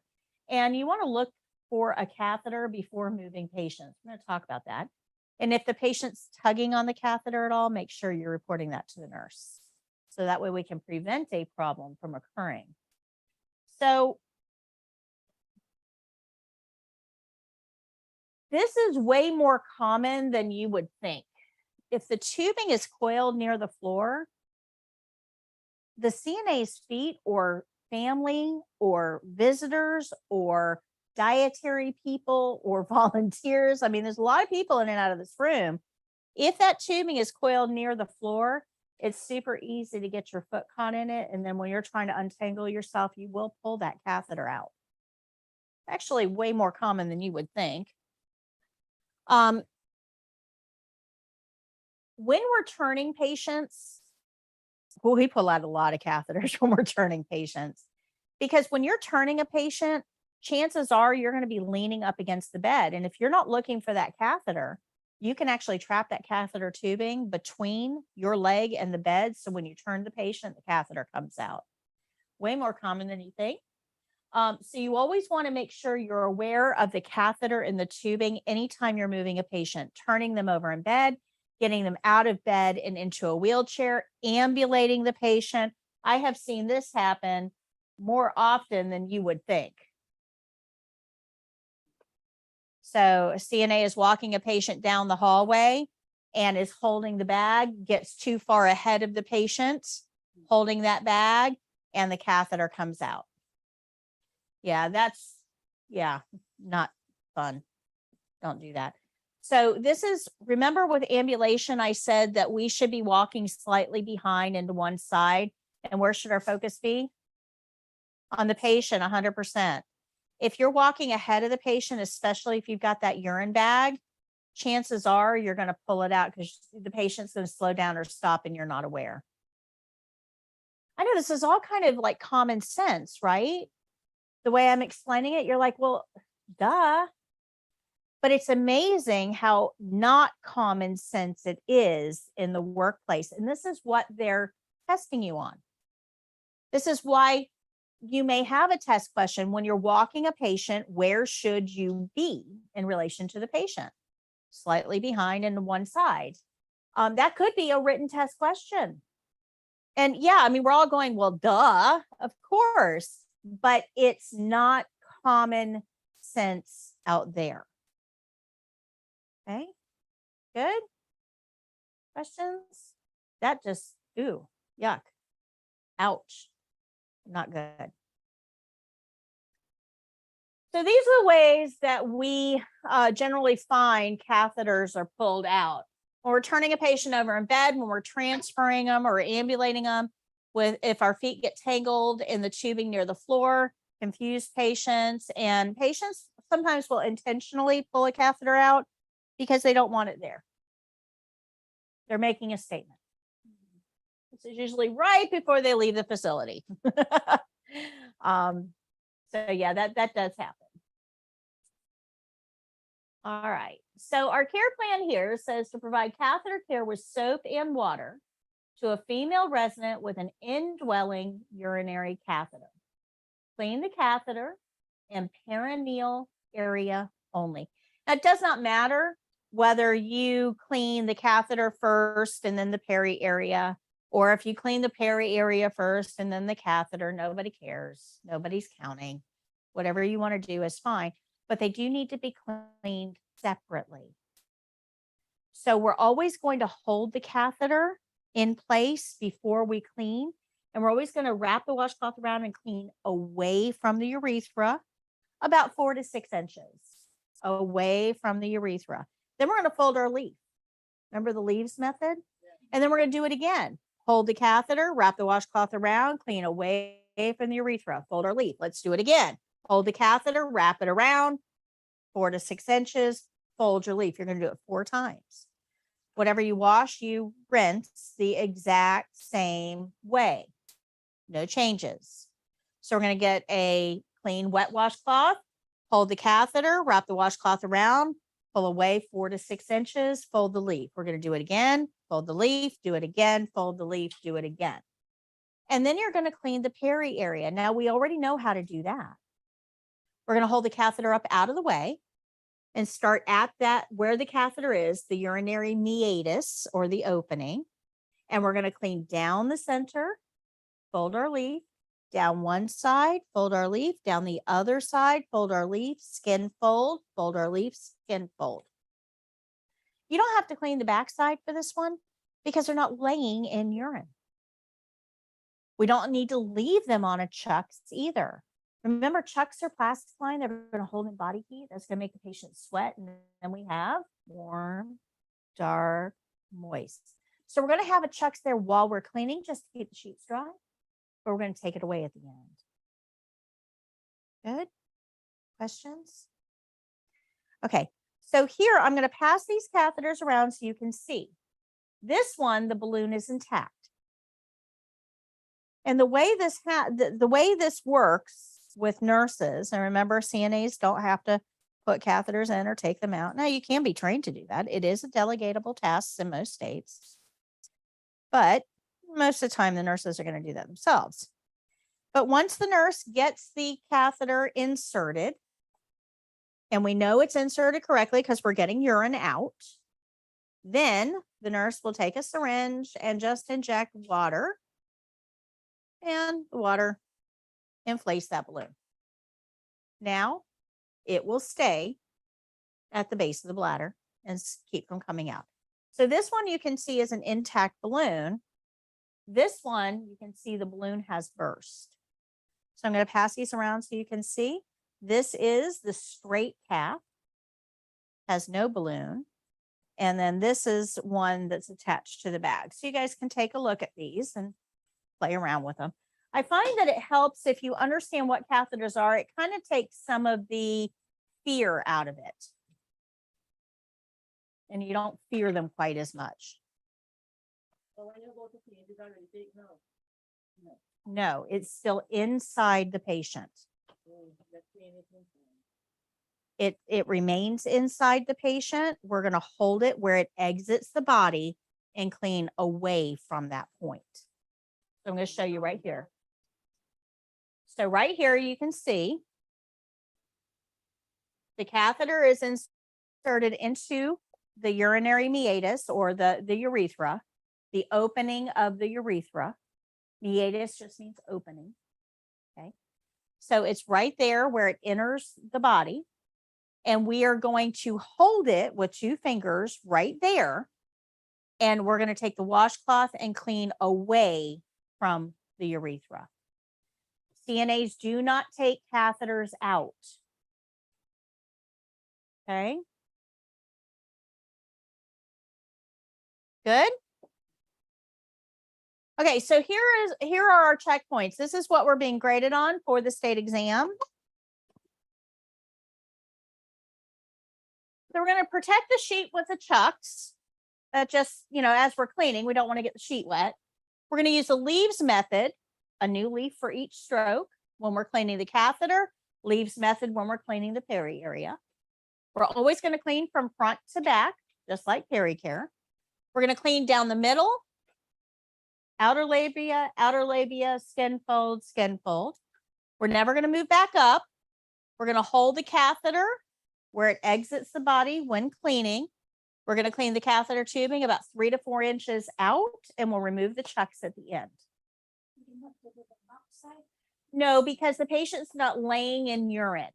Remember, for peri care, the patient was laying on that wet pad. So you got urine on the backside. So this one, there's no urine there because the urine is all in the catheter in the back. So we're going to clean the catheter and the skin around the peri area, the skin around the catheter.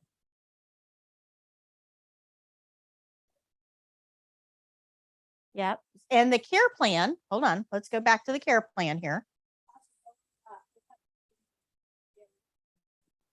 Right, because peri care tells you to.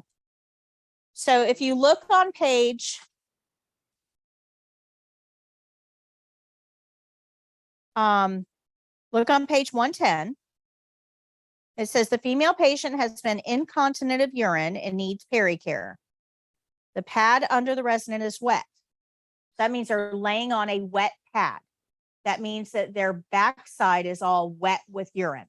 Are you going to leave the urine on their backside? No, so we would have to clean the backside. Right, for peri-care, because they're laying on a wet pad. We have to clean. For catheter care, it tells us to clean the catheter tubing and peri area only. Okay. So if you look on 114, it tells you exactly what to clean. There's that care plan.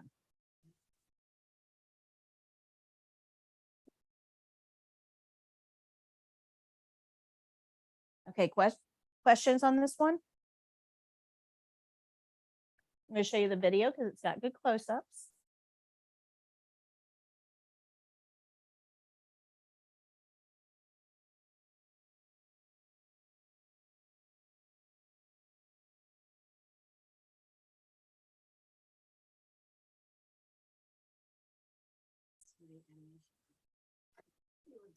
Yeah, no, it's actually a real one, but it's mannequin, yeah. All right, so if you look at the bottom of the page, you'll see that you have 15, or somebody with your level of experience should be able to do this in 15 minutes. I'm doing it in less than 11, so you have plenty of time.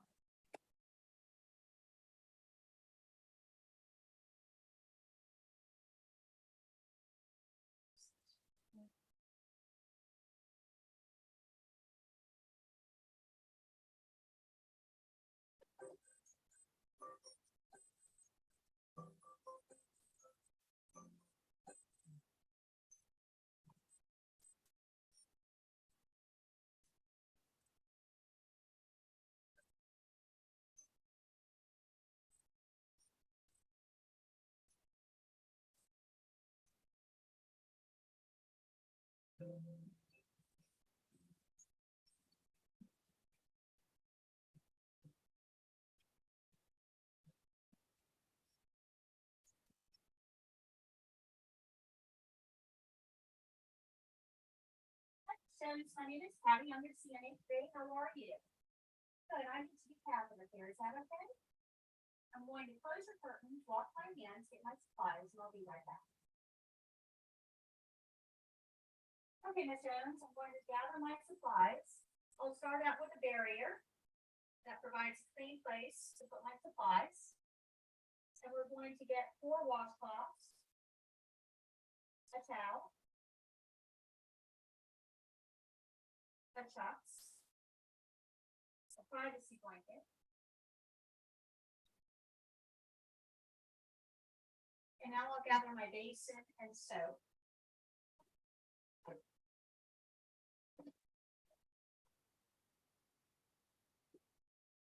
And a set of gloves.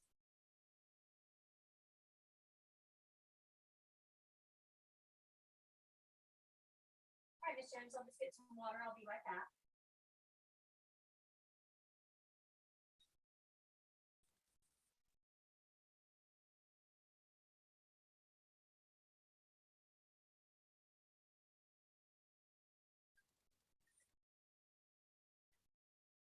Okay, would you like to check the water temperature, make sure it's okay?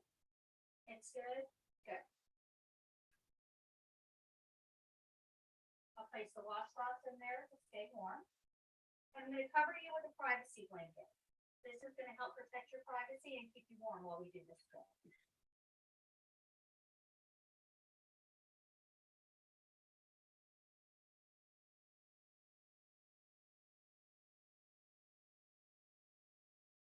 And I'm gonna pull your sheet down to about your knees.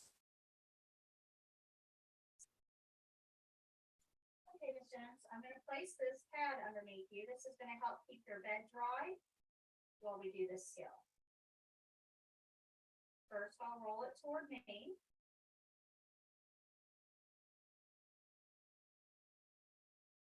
And place it on the bed. And then I'll put my gloves on. All right, Ms. Jones, can you scoot toward me, please? Thank you. And can you roll onto your left side? 1, 2, 3. Thank you. Going to be very careful, making sure that the catheter tubing rolls with the patient and doesn't get pulled on. I'm going to unroll the checks underneath the patient's hip and have the patient come back onto their back, making sure that they don't lay on that catheter tubing. Ms. Jones, can you scoot to the middle of the bed, please? Thank you. Ms. Jones, can you scoot toward me? Thank you. And roll up onto your right side. 1, 2, 3. And now I can unroll the chucks to protect the back. Come on back, Ms. Jones. And scoot to the middle of the bed. Thank you very much. Okay, now I'm going to start cleaning the catheter. I'm going to roll your gown up inside the blanket. I will be exposing you, but we'll make this as brief as possible. Please let me know if you're uncomfortable. As I roll the gown in the blanket, I want to make sure that I don't grab the catheter, that we don't cause any unnecessary pulling or stress on that catheter. And now we'll cover her thighs with a towel. This exposes only the area that we're working on. I'm going to take the first washcloth and wring it out. And apply soap to 4 leaves. 1, 2, 3, 4. Now I'm going to clean your catheter. I'm going to hold the catheter where it exits the body, wrap the washcloth around, and wipe away from the body. Fold that leaf over. I'm going to hold it, wrap the washcloth around, and wipe away from the body. That's 2. We're going to do this 2 more times. Away from the body. 3. And the last one. 4. I'll set this washcloth aside. Whenever we wash, we must rinse. So I'll wring this washcloth out, and we'll use it to rinse that catheter the same way we wash. I'm going to hold it where it exits the body, wrap the washcloth around, and wipe away from the body. We'll do this 4 times. 2, 3, and 4. Set this aside. Now we'll dry the catheter. Now we're going to do peri-pit. We'll take a washcloth out of the basin, wring it out really well. And we're going to soak 5 corners. 1, 2, 3, 4, and the back side is 5. Okay, now I'm going to clean the peri area. I'm going to lift the catheter up out of the way with my pinky and hold the labia open while I clean down the center with the first leaf. Always going top to bottom. And then we'll remove the washcloth and fold that leaf over. Now I'm going to clean down one side of the labia, top to bottom. Fold that leaf over. Clean down the other side of the labia, top to bottom. Fold that leaf over. I'm going to clean the skin fold between the groin and the leg. Fold that leaf over. And clean the other skin fold between the groin and the leg. And then set that washcloth aside. I'm going to take the final washcloth and wring it out really well. And we're going to rinse all of those areas the same way that we washed them. So I'll fold that catheter out of the way and spread the labia open, cleaning down the center, top to bottom. Fold that leaf over. Clean down one side of the labia. Fold that leaf over. Rinse down the other side of the labia. Fold that leaf over. We're going to rinse the skin fold. Fold that leaf over and the other skin fold. Set that aside. Now we'll dry gently by patting dry top to bottom. removing this towel. The shed's gonna cover you back up. I'll unroll that blanket, which will replace the gown over the patient. I'm going to make sure that the catheter and the tubing is coiled on the bed, not near the floor and not where the patient is laying on it, making sure it's not pinned. Ms. Jones, I'll be right back. I need to dispose of your supplies. The towels and washcloth will be placed in dirty linen.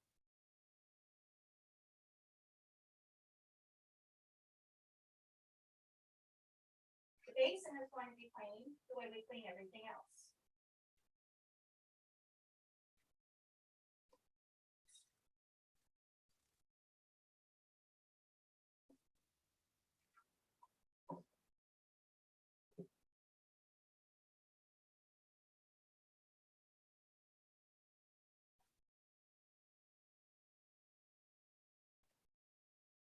We'll return the basin to the drawer, and on the way, we'll pick up the soap. We'll open the drawer with the paper towel. And return the basin to the storage area. Now I'll dispose of my paper towels. Okay, Ms. Jones, I need to remove the trucks from under you. Can I get you to scoot toward me, please? Thank you. And can I get you to roll up on your left side? 1, 2, 3. Thank you. I'll roll this soiled chucks toward the patient and tuck it under her hip. Come on back, Ms. Jones. And scoot back to the middle, making sure the patient is not laying on that catheter tubing. Okay, Ms. Jones, can you scoot toward me again, please? Thank you. And roll up on your right side. And I'm going to remove that chucks from the back. Okay, you can scoot back to the middle. Thank you. This is going to be thrown away. Okay, Ms. Jones, let me just look at your catheter one last time. Make sure that the catheter tubing is coiled on the bed, that the catheter is not on the floor. Everything looks good. I'm going to remove the chucks from the table. And we're going to throw this away. And then I'll remove my gloves.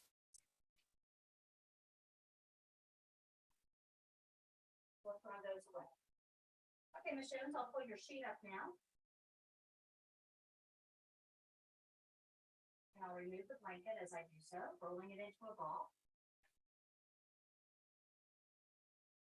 We put this in dirty linen. Okay, Ms. Jones, here's your call light. If you should need anything, just let me know. Are you comfortable? Can I get you anything while I'm here, like a magazine? I'm just gonna open your curtain and wash my hands. After washing my hands, I'll think about the steps of my skill, make any corrections that need to be made, and then tell the evaluator my skill is done.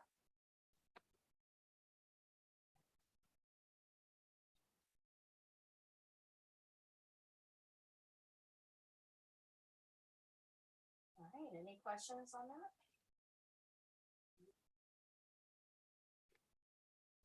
Questions? Last skill is coming up. We're gonna learn how to empty the drainage bag into a container, measure it, and record it. It's a short skill, it's a quick skill. I do have a few things I have to explain to you about it, but the majority of the instruction today is done. There won't be much left after this. Let's go ahead and take our break, come back at 5 after.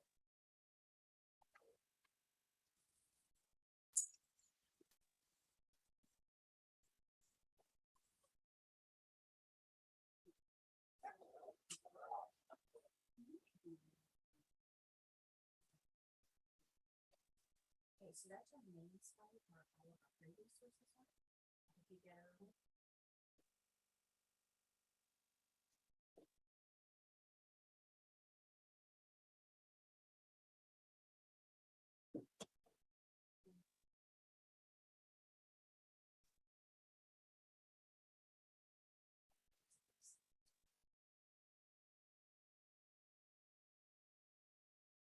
It just looks like you're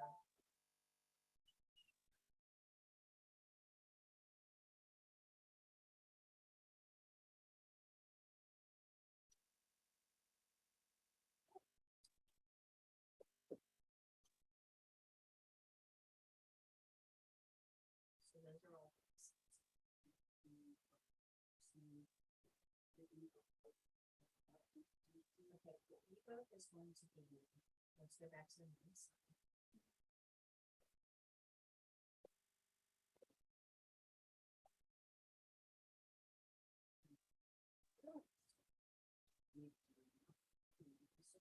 Right here, you put your first name, last name. Click the box and hit sign up. Go.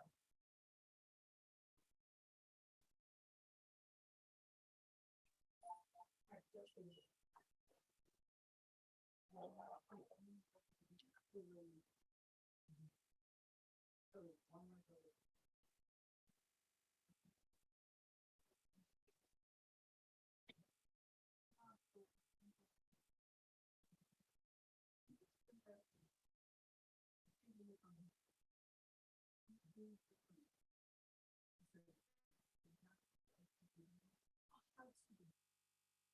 Oh my gosh. Oh my God. So next time. Yeah, they're not meeting out in snow. Thank you. Yeah, I had network installed this week.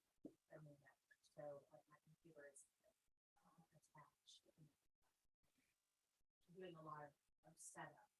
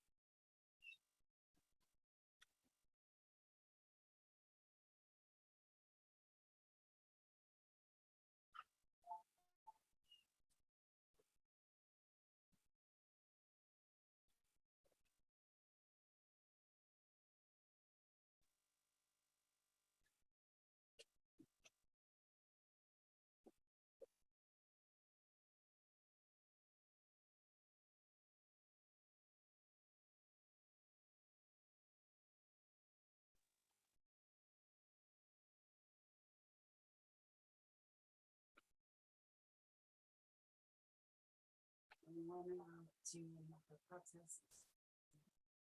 Now, these are good.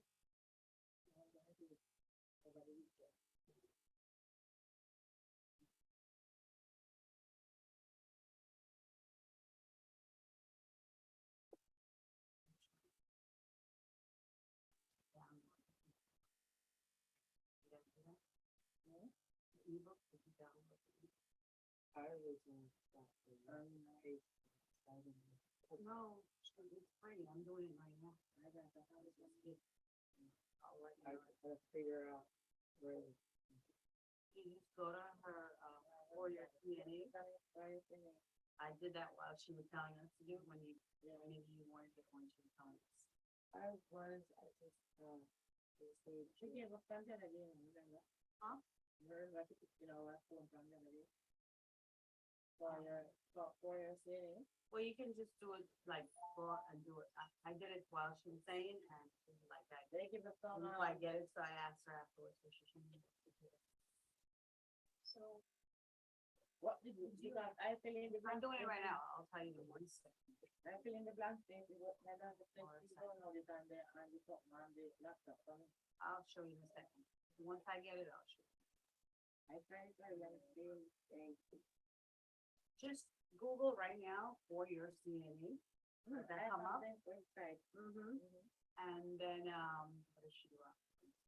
Go to the main site. Main, yeah, and then it just gives you that main site, I just did that, you know, you put in your name and your email, and it'll send, you know, and then you just put, like I just put, I'm not a robot, and then I'm just gonna click right now on sign up. Submitting. Submission has to. Are you done with the appointment? Permit, take appointment? Huh? Are you already registered in the permit? Request? No, I didn't do that. You didn't do that? No. Did you do it? I did. Yeah, I keep forgetting. System already approved, still have to go to the appointment. Yeah. Oh. Are you too? You guys already, I haven't done it yet because I'm so busy with work, I wanna practice a little bit more. You can see that thing.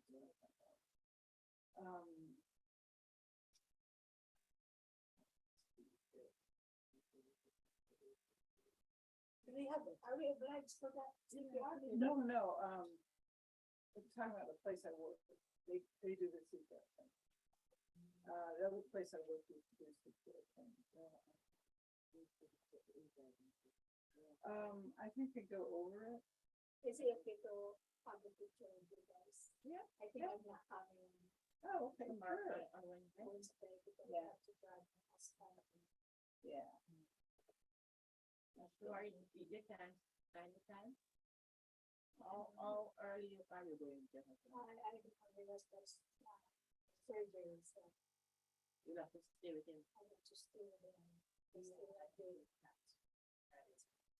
Yeah, well, yeah, and you don't have to, makes home life a little easier. Yeah. Unless you want that to be your ex-husband. I would think you would happen. They just did it recently, but yeah, they'll let you know, they do the fingerprints there. Yeah, background that's check. Yeah.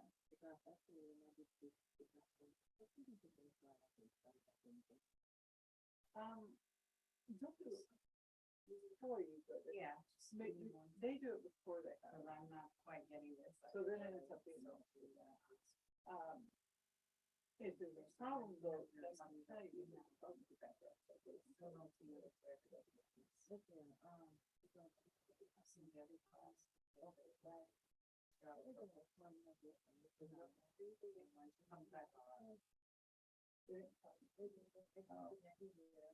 I don't see this.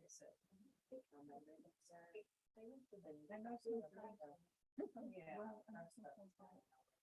I want to eBook so I can review fingerprint stack and I feel like I need to read that book up to you more on this, just so I can make it because once I take the go take that time, I'm gonna schedule it for new hospital then so I can get everything a lot faster. So she comes back. I'll ask her. Oh, you're right. You can practice the book. Okay. Yeah, I love seeing that. I know, right? Cause I asked, cause I'm on here. I'm wondering, well, we can't come in first, yeah. Where do you want to get them? You want to go over here? Or? This is our background. We would like to take a picture of our lovely face. Oh. Personally, I would find that a little better, but. Where do you want his background? Whatever you want his background. That one, I think that. Oh, no, we don't want that. That's better. Or in front of the blinds. In front of the blinds. Yeah, that works too. Yeah, I think that one is. That's fine. Okay. Yeah, oh, you'll never forget that. Yeah. Well, you don't want one of those too? You don't want to be. Yeah, I want with that. Yeah. I want all the box. I'll wait for the picture comes back. Yeah. Oh, yeah. Okay. Everybody. Who's gonna take it? Okay. Or we can, you know, I can take all of you guys and then she can take all of us and then we can do it in stuff. Whatever you want to do. I think that will work too. Okay, then you'll send it to all of us. Oh, yeah. Your class monitor, she's a class photographer. There you go. There you go. Okay, Okay. go on. Where, Right here, I guess. Just like from here up, you know, you don't want our full Just up body. body? You don't want our full bodies. I'm the time. I know, I've got too many, too many, bits and pieces. That's how I do side view. A little, I will come with you. Yeah. Every town in the last 4 months. Okay, ready? One, two, three. One more. Okay. Not yet. Oh. Okay. It's out there. One more, 1, 2, 3. Oh, you put some right there, you said, you know? Come on, you closer. And you can get from here up. No, Yeah, come back. From breast up. Yeah, there you go. It's, Okay. Okay, so you could say, there you go. the one with black lady in the black. I'm not very good at this, so. Oh, no, that's Southie. You know what I'm saying? I got you guys in action, smiling. Just a few. You decide. Thank you. Thank you, guys. They're gonna you know say each other's sorrowful. name. I'm Sue. I'm the one. Amber, we came once before. I came for the first 2 classes, then I did the others online. We had 11. We had, you know, we had 10 in the first day, we had 10 students, and then you make 11. Oh, you mean, The first day we had 10, because who guys in there, Oh. white guy was there and the other guy. Then you have, who was it in here? And there was There another is lady. The white. There was 4. No, that lady, and the good looking lady with the flat button. Yeah. You was it in here? You was it in here? Who was it in here? I don't know. I didn't know. Being Yeah. Who was it in here? Who was it in here? The girl in white sits here. A white man was sitting here. And I was sitting here. It was 10 of us. I know, white guy. He was sitting right there, tall gentleman. And then the second day, the white guy didn't come back and she get his face. Yes. So it was 10 of us.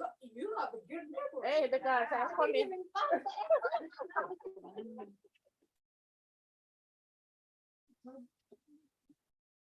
If I can get it, you know why I still drinking. I didn't wish I did. They said after the first day, you didn't have to come in, you can do it. Yeah, that's what I've been doing. Well, because I didn't have anything to do, I just come all it is. That's what it is. But you know, everybody's busy. As in when I'm not here, I have to keep my grandkids. Well, if anyone wants to like practice, Yeah. leave me, I know. I'm writing my number here, and we can do that, and if you guys wanna get together. We want to practice. We can If you wanna get together at my place and practice, We are lovely. Where is your place? I'm about 20 minutes away, right off Anderson Snow. If you guys have time in the weekend, if you're not all working, cause I just love my job, just. Because I didn't have the right sheet, so I told them I'm free as of today. So I had to call in, because they were calling me as soon as I got here, and I told them I can't, so they're gonna have to give it to someone else. Let me tell you where I work. Oh, no, I'm not worried, believe me. You just got. Oh, okay, well, I'm giving you guys my number, like I said, if you wanna get together on the weekend, if you're not working, we could make it a day. And my neighbor will probably knock on the wall. I have to- Just on the weekend. No, I've been there for a couple months and I made no noise, so last weekend, I actually put some music on and prepared some knobs. First thing I'm doing, I'm preparing let me know. I'm allowed to make some noise. It was 7 o'clock in the, 7 p.m. Okay, so I don't know if you guys wanna put your numbers. So one of the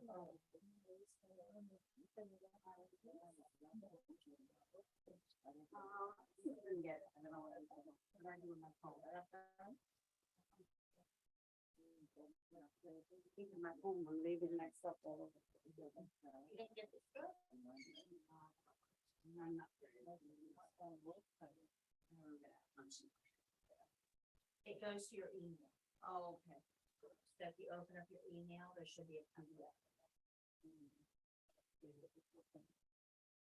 So this practice, let's see here. We're gonna talk about that in just a few minutes. So. You think you can practice up till about 4 o'clock this evening? You guys would like to do that? Do some Today? practice? Yeah. Don't pull it, don't pull it. I'm not. You wanna loop it around. Right there. Yeah, don't pull it. I have no left. Okay. don't see this, but you have to go, put this in. Oh, no, I'm not supposed Nope, to. eat just until put it 3. back where you got it. Just remember that I started a diet. And I had, oh no, this is extreme. The diet. It's been passing. Wow. I've done it before, I was successful. But, yeah. I'm going to the gym, so I have no excuse. Very good. No excuses. You don't In my drink hot mouth. water? I drink lots of water. Nice.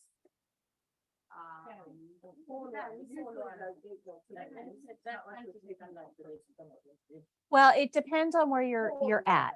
A lot of places will assign a gait belt to the CNA. So you would just take it with you and use it on all the patients. But remember, it's going on over clothing. So it's no different than sitting on a chair that's being used by other people because it's over the clothing. It's the same areas coming into contact with the belt as would come into contact with the chair. So gait belts can be used with multiple people. Some places will have a gait belt in the room for each individual person. It just really depends on where you work and how they're set up.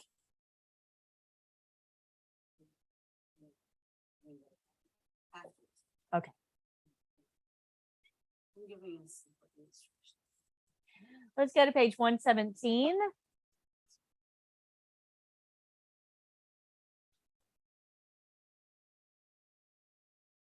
And this care plan tells us to empty the resident's urinary drainage bag into a graduate container and then measure and record the urinary output in mLs or cc's on the intake and output form. You can see the intake and output form there in the middle of page 117. And remember, you have the full version on page 121 as well. So this is not difficult. You've got a urine bag that has urine in it. We're going to empty the bag into a cup. We're going to measure the urine, and then we're going to clean the cup like we clean everything else. We'll document at the end of the skill. So it's not really a hard skill, but there are a couple things that we need to be aware of. So first of all, this bag is going to be filled with yellow colored water. They do tint the water to make it easier to measure. If they had clear water, it would be really hard to measure in the cup. So they do tint the water yellow to make it easier to measure and to make it a little bit more realistic, but it is still water. The bag is going to be hanging on a non-moving part of the bed near the floor, but not touching the floor. But everything that we just talked about in the last skill is going to apply to this one too. We want to look to make sure that the tubing is coiled on the bed, not near the floor. We want to make sure that the bag is on a non-moving part of the bed, and we never lift the bag above the level of the patient's hips. Okay, so those criteria still apply to this skill as well. We're going to put a chucks on the floor, and we're going to get the urine cup and put it on the chucks. And then we're going to open the port on the bag and empty the urine from the bag into the cup. But if you remember, I told you, this bag here, if you remember, I told you that there were 3 points of entry. One of them was the tip of the catheter that's up inside the patient. That's the nurse's problem. The second one was where this port enters the catheter. You can be trained on that, but that's not a CNA task right out of the gate. And then there's the emptying port on the bag, which is your responsibility. So when we take this port out of its little house here to empty the drainage bag, this port can't touch anything. Nothing. It can't touch your glove. It can't touch the cup. It can't touch the bed. It can't touch the catheter bag itself. It can't touch anything. So you've got to be really, really careful here. So this is a T valve, and a T valve just slides to the side. There we go. And that opens the bag. So now I can empty it. When it's done being emptied, I want to close that valve. That keeps bacteria from getting up inside. And then I'm very carefully going to take that port and put it up inside its house without touching a lot. I don't want to do this. Okay. You just want to pop it inside its little house. Okay. We do not. We used to wipe it off with alcohol, but what we have found over time is alcohol is a drying agent, and that material actually gets dried out from the alcohol, and it causes it to become brittle. Little micro cracks form, which is where bacteria can hide. So they actually found it's much more advantageous to change it out every week rather than cleaning the port. Okay. So for that skill, you know, whatever with the patient, then you could actually change your gloves to fresh ones on before you do that. So it's not. So for the test, I'm going to answer this in two ways. So for the test, this is a totally separate skill. So you're going to do this all by itself. You're going to do your opening, wash your hands, get your chucks, get your gloves, get your urine cup, all of that. So you're going to have clean, fresh gloves.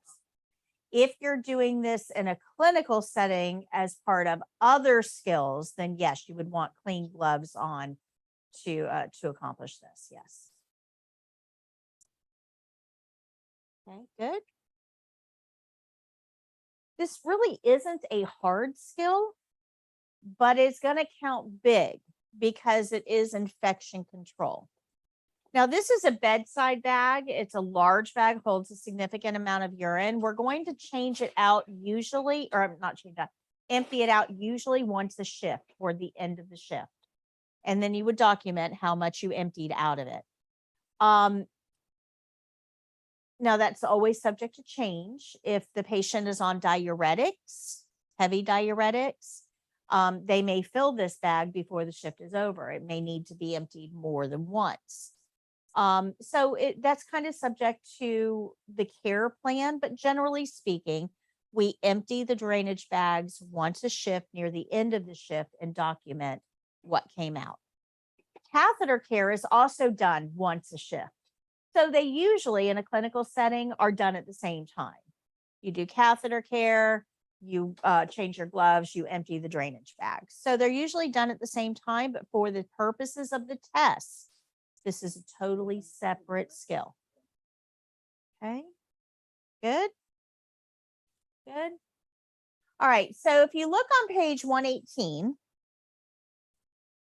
I told you that this is a bedside bag. At the top of the page, you can actually see a different type of bag. That is a leg bag. It's smaller. I'm sorry, 116. I apologize. 116. Sorry about that. It's smaller and it's more narrow and tall, and it's designed to be discreetly attached to the inside of the thigh or the calf.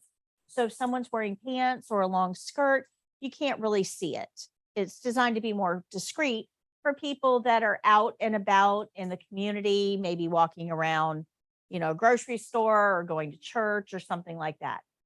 Generally speaking, not always, but generally speaking, if a patient has a leg bag, they probably are going to be emptying it themselves. Yeah. But that's not always the case. You still have to know how to empty them. Leg bags are emptied very similar to this, but instead of a T valve, it's a you turn it like a, it's a twist valve, like you would turn a the top on a water bottle or something. It's a twist operation. Always make sure we close it so that it doesn't leak afterwards. And then below that graphic, you can actually see an external catheter. And this, I told you that a few minutes ago that we had an indwelling or Foley catheter, and then we had our straight cath or intermittent cath or Red Robinson cath. And then I said there was one more I was going to talk to you about later. That's this one. This is an external catheter. It's only used by men. It is designed to go on the outside of the penis shaft. It does have a little tip on the end that's going to attach to that bag. The bag plugs into the tip right here, just like it would plug into a catheter. And it's a way of collecting the urine that's coming out of a patient without being invasive. Now, the problem is these carry a lot of problems. They're adhesive on the inside, so it's going to stick to the shaft. It rolls on much like a condom, and that's its other name. It is a condom cath. It's also called a male external catheter. And for some reason, they also call it a Texas cath. I don't know the history there. I have no idea.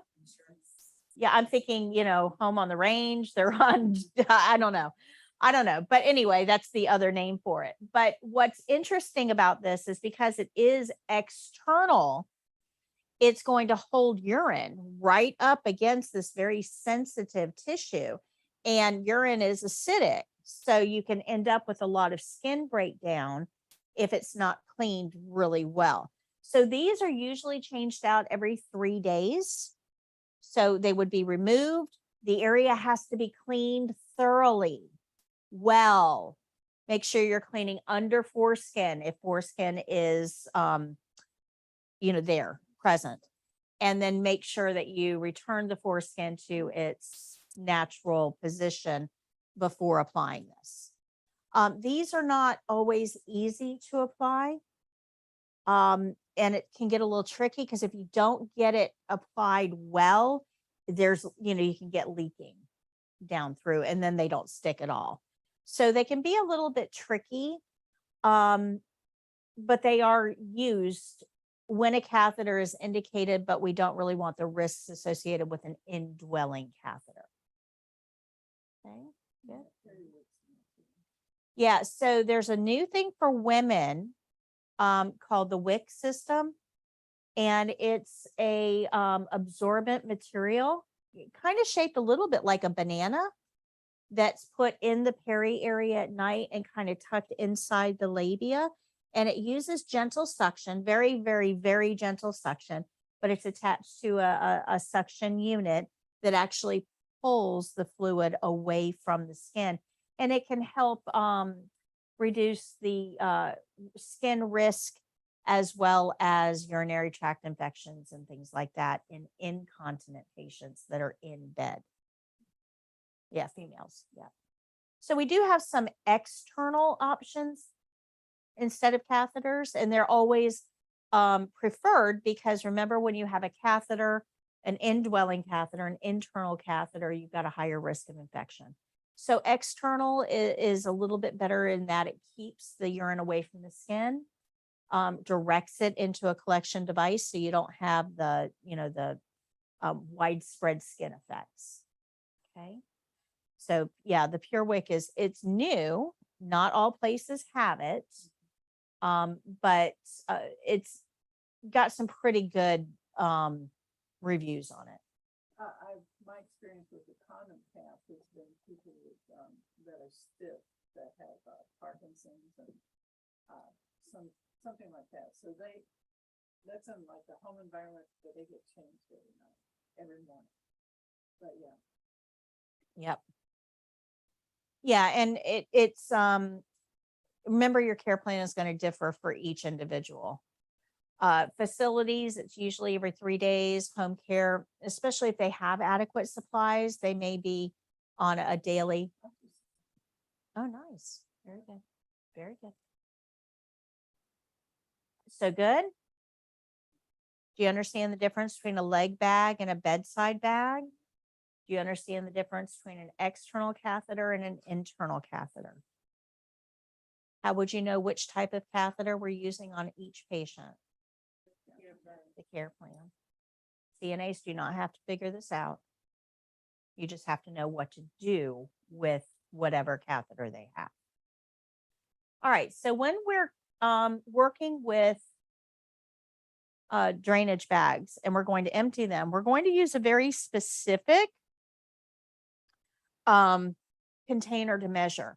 This is called a triangular graduate container because it's triangle shaped. It's got graduated markings so we can measure.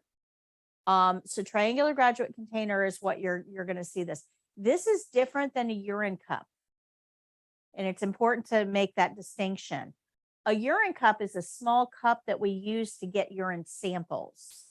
So if you call this a urine cup, people are going to think that you're talking about the other urine sample, and it's only small, 4 ounces. So this is a triangular graduate container, a little bit different, even though it's going to hold urine. So we're going to note that there's ounces on one side and cc's on the other. Remember, in medicine, we always measure with the cc's or mLs. Remember, cc's and mLs are the same. So we aren't going to use this side at all. We're going to empty the urine into this container on a barrier. And then we're going to take it over to the bathroom to measure the amount of urine. Now we're going to round to the nearest number. So if you're looking at this, you'll see here is the line for 400, and then here's the line for 450. This line in between, yeah, 425, it's halfway between. So 400, 425, 450, 475, and 500. You're going to round to the nearest line. Doesn't matter whether it's up or down, just whatever is nearest. Round to the nearest line. But when you're measuring urine, there's 3 specific things that you have to do. And I can't overstate this enough. This is going to be on page 117, 14 and 15. You want to circle them, put a star next to them, highlight them, do something. Because when you're measuring urine, it has to be on a barrier, on a flat surface, and at eye level. All 3 of those criteria are on the same checkpoint. So if you don't have it on a barrier, you don't get credit for it. If you don't have it, if you don't have it on a flat surface, you don't get credit for any of it. If you're not down at eye level, you don't get credit for any of it.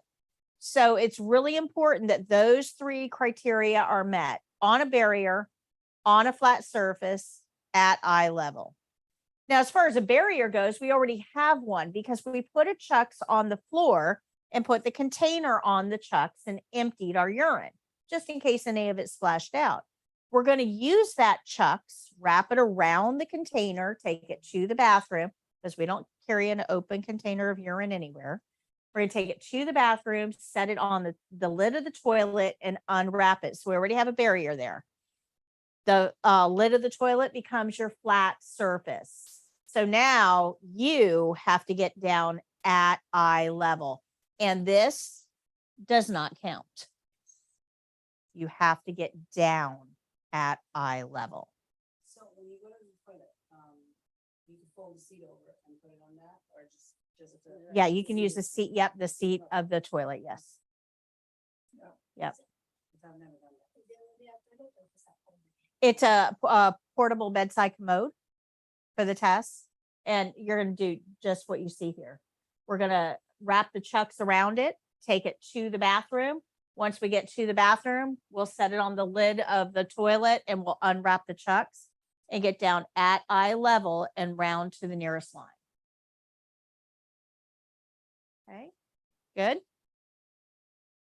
Good. Super important that you're at eye level. Please do not lift it above you. Yeah, that's no good for anybody.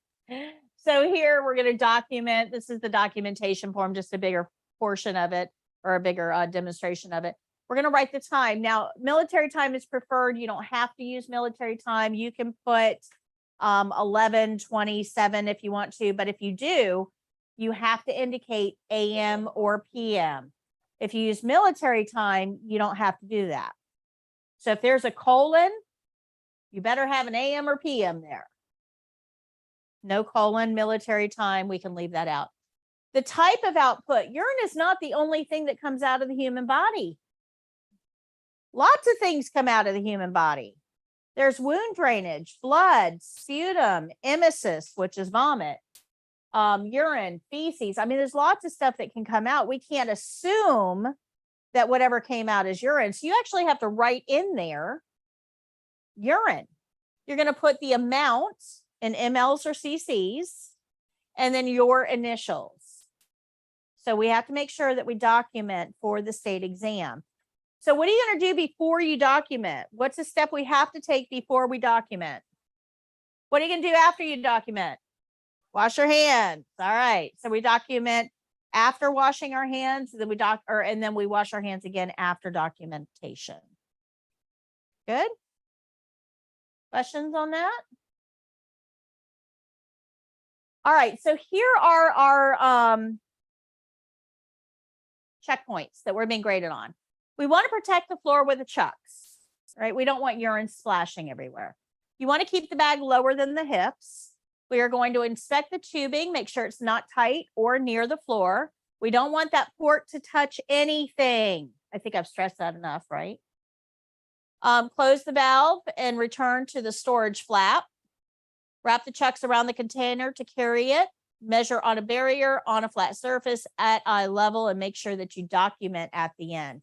Now, for this skill, your triangular graduate container is in the bottom drawer of your bedside cabinet. It holds urine. We don't disinfect anything for the test. Do you want to touch that container without gloves? No. So you're going to you're going to do your opening, wash your hands, put your chucks on the floor, put your gloves on, and then get the triangular graduate container. Put it on the barrier. Empty the bag, close the port, put the port back in its little house, wrap the chucks around your container and take it to the bathroom. Put it down on the lid of the toilet, unwrap it, down at eye level to read it, dump the urine. Where do we want to dump urine? In the toilets where it normally goes. We're going to dump the urine in the toilet, rinse our container, dump the rinse water in the toilet too, dry it and store it. Remove your gloves, do your closing, wash your hands, document, wash your hands again. It's actually a pretty quick skill. If you look at the bottom of page 117, you'll see that they give you 9 minutes to do this. It does not take 9 minutes to accomplish this, but you have plenty of time to make that happen. Okay. I'm sorry? Yes.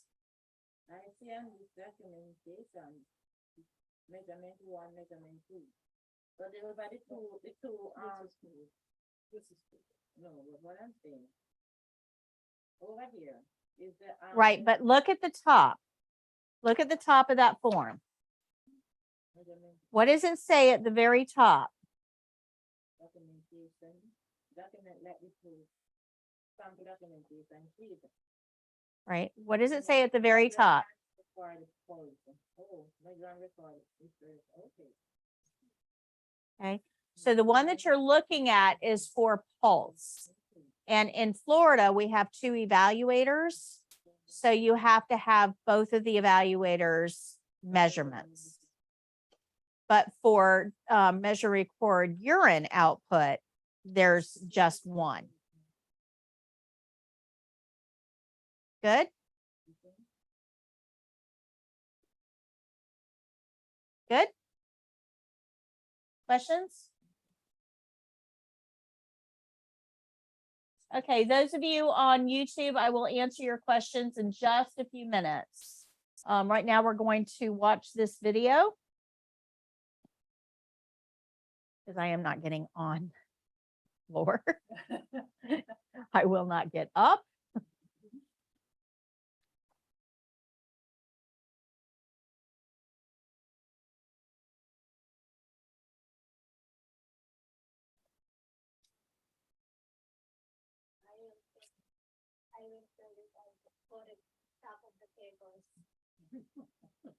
Yeah, don't do that. So you'll see that this entire skill takes me 5 minutes and 12 seconds. And that includes the whole introduction and the credits at the end. So there's plenty of time.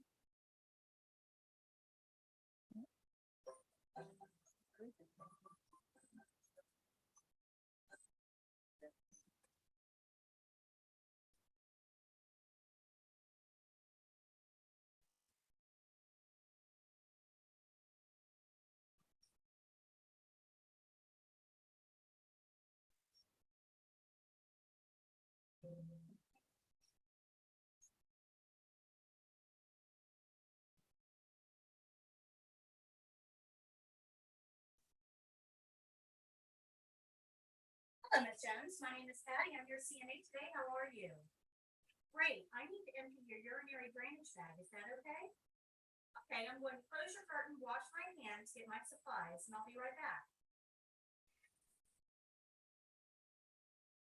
For this skill, I'll need a barrier, which I'll place on the floor under the drainage bag. I'm going to need a set of gloves.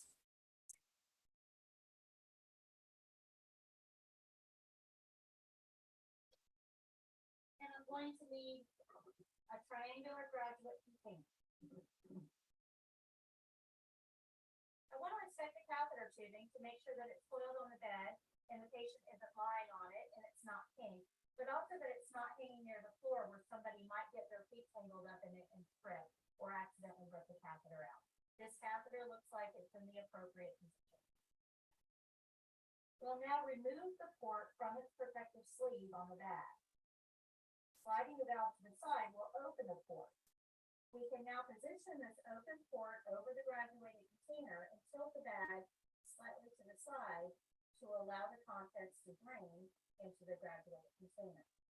While doing so, we want to be careful not to allow that port to touch any other surface.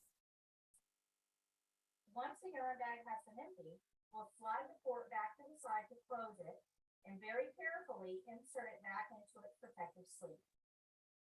We want to make sure that the bag is hanging on a non-movable part of the bed and it's not touching the floor. We can now fold the cups over the graduate container for safe and secure transport to the patient's bathroom.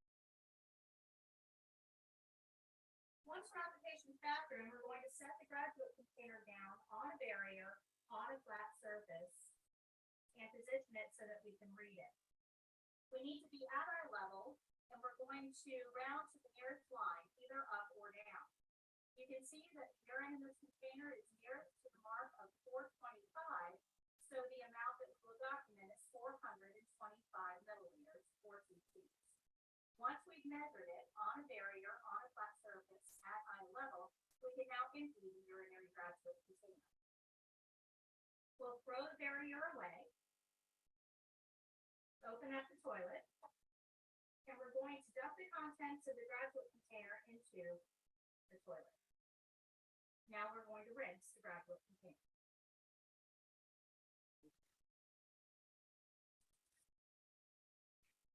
We'll deposit the rinse water into the toilet as well. Now we can clean. After dumping the rinse water into the toilet, we'll set it down, use a paper towel to pick it up, paper towel to dry the outside, paper towel to dry the inside. We'll discard this and then run it to the door. We're going to place the graduate container in the bottom drawer and close the door when you're taking it out. Okay, now I'll throw the paper towels away and remove my gloves.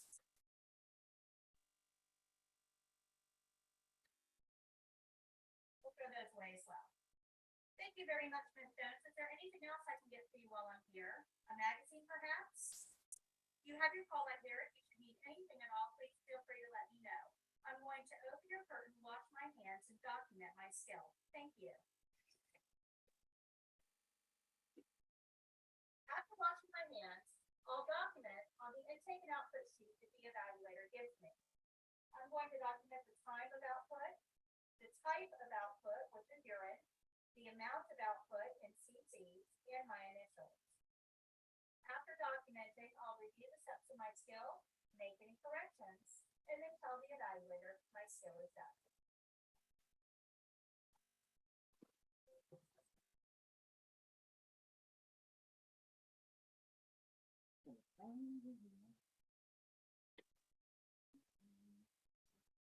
Any questions?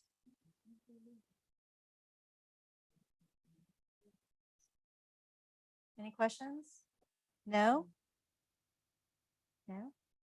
All right. So I'm going to pass out today's review sheet. In your white book on page 142 is a practice test.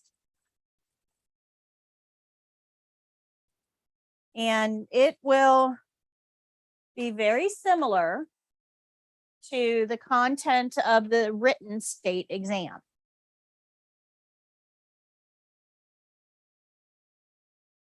It's 60 questions, multiple choice. The questions are similar in scope and in content and in presentation to what you're going to get on the state exam.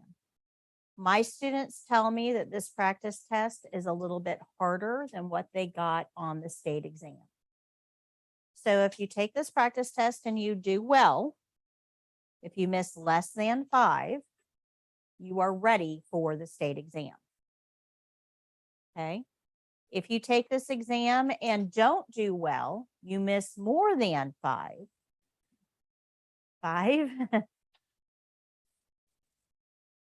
So make sure you review the ones that you missed.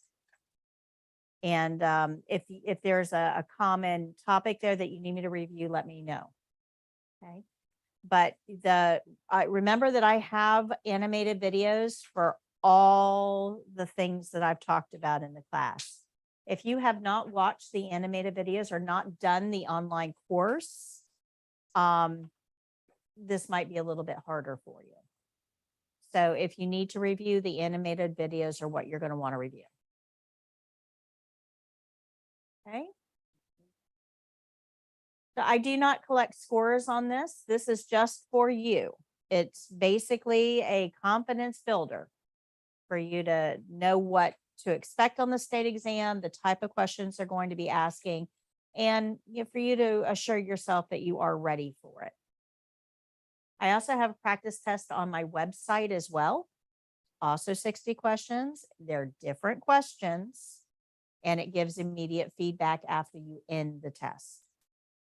It won't give you feedback as you're going through it. It's an actual test. So you're not going to know when you answer 1, you're not going to know, did I get it right? You'll go to 2, 3, 4. And then when you submit it for grading, then it's going to give you all of the feedback. Okay. So we're getting you ready for the test. On Wednesday, please bring your textbooks back, the yellow book, or in your case, the blue one. Bring the textbooks back. And I'm going to go over continuing education, how to keep your certification once you get it, because you have to renew. We're going to talk about employability. One of the things that I noticed this weekend, just in the Spring Hill group, is somebody said, I'm a CNA. Anybody know anyone that's hiring? Everybody. So, but this is a trend, and I'm not real sure why this is a trend. I can't really wrap my head around this. But instead of people going out and looking for jobs, they seem to be just posting, I'm looking for a job, and expecting the employers to come find them. And that's not a good strategy. That does not work. You have to put forth the effort and apply to a job. Don't expect the employer to come to you. I'm not, and this is not the first post I've seen with this. So that it's like, I don't know if this is a new trend. I'm not real sure, but it's not an effective way of finding a job. So I don't recommend that. Okay. But we will talk about some effective ways of finding jobs in healthcare on Wednesday. All right. So any additional questions? Anything that I can help anyone with? I was gonna ask, Right, so if you care plan right out here and you know what and what to take up for the set. Can I get you to slow down just a little bit? I'm having a hard time. Okay. In the book, when they tell you what to do in the care plan, Mhm. they always put a little in the back, they tell you what and what to take, what materials to use. Do they do that on this test? No, you are responsible for knowing the supplies you need for each skill. So at the top of the page, so if you go back, let's just do drainage bag. Go back to 117.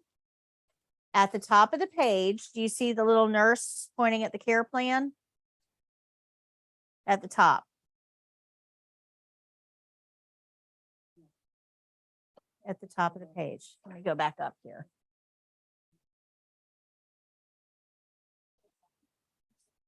So right here, you see this right here? This is all you're going to get. If you go to page 17,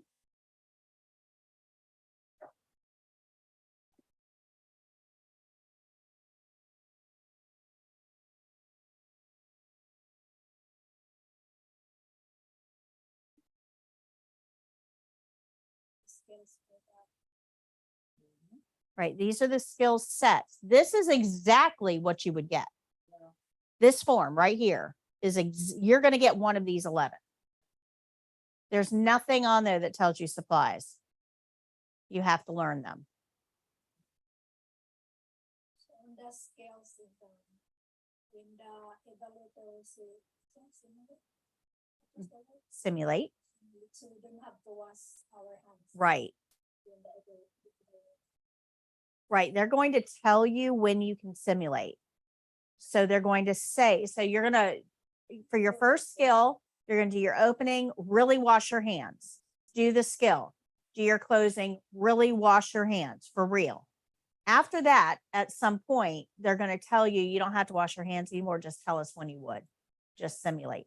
So all you have to do is say, I would wash my hands now. It helps cut down on time. Okay. Remember those evaluators, where do they want to be? At home, sipping a Mai Tai in their pool. That's right. They don't want to be watching you wash your hands 6 times. And you wash your hands 6 times. And you wash your hands. And you wash your hands. They want to be home. So they're going to tell you at some point. Don't simulate until they tell you to, though. Follow their directions. Okay. Good. Okay. The rest of the class is practice. You are now officially done with all of the skills. Congratulations. They got-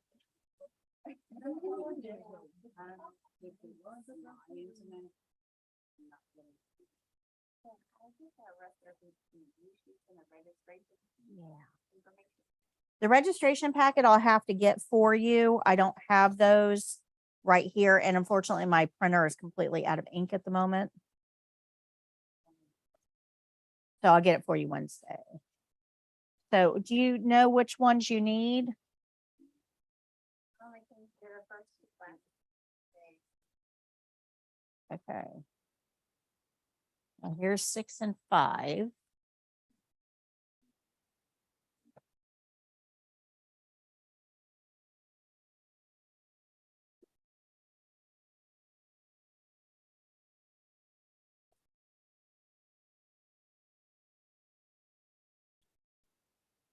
There's 4 and 3.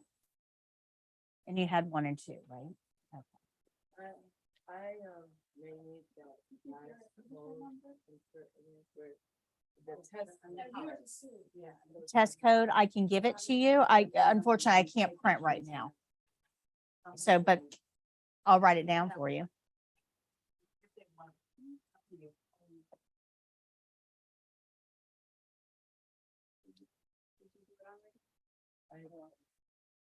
It's up to you guys. You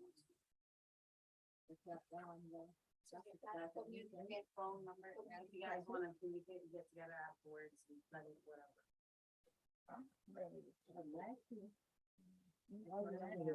Here, I'll just put it on the inside of your front cover.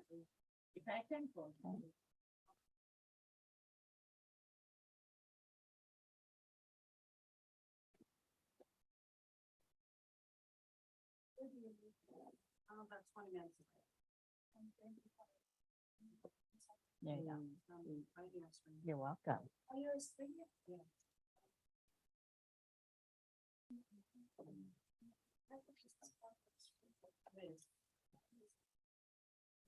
About 15, 20 minutes. in.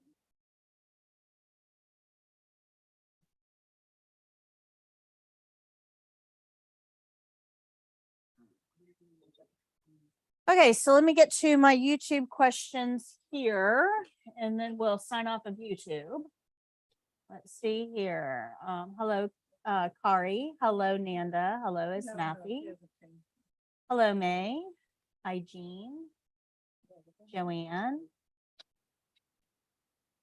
Lakeisha takes test on Thursday in Jacksonville. Well, good luck to you, Lakeisha. We're sending out good vibes your way. And oh, thank you, Lakeisha. I really appreciate that. Wedleen says, good morning, teacher. I have a question. I take the exam 3 times. I failed. How can you help me, please? I have to take the 120-hour class. Yeah, unfortunately, Wedleen, we are not a 120-hour program, so I really can't help you too much with that. You're going to want to look for a 120-hour program. You can find them on the Board of Nursing website. To go to floridasnursing.gov. That's the Board of Nursing website, floridasnursing.gov. And you can look up CNA, approved CNA 120-hour programs there. And SE has an exam next month, so we're going to send good vibes out your way as well. Those of you who are taking your exams, make sure you stop by our YouTube channel. Let us know that you passed so we can send you out a shout out on our next live. All right, guys, until next time, I'm going to go ahead and sign off. Have a good day and happy caregiving.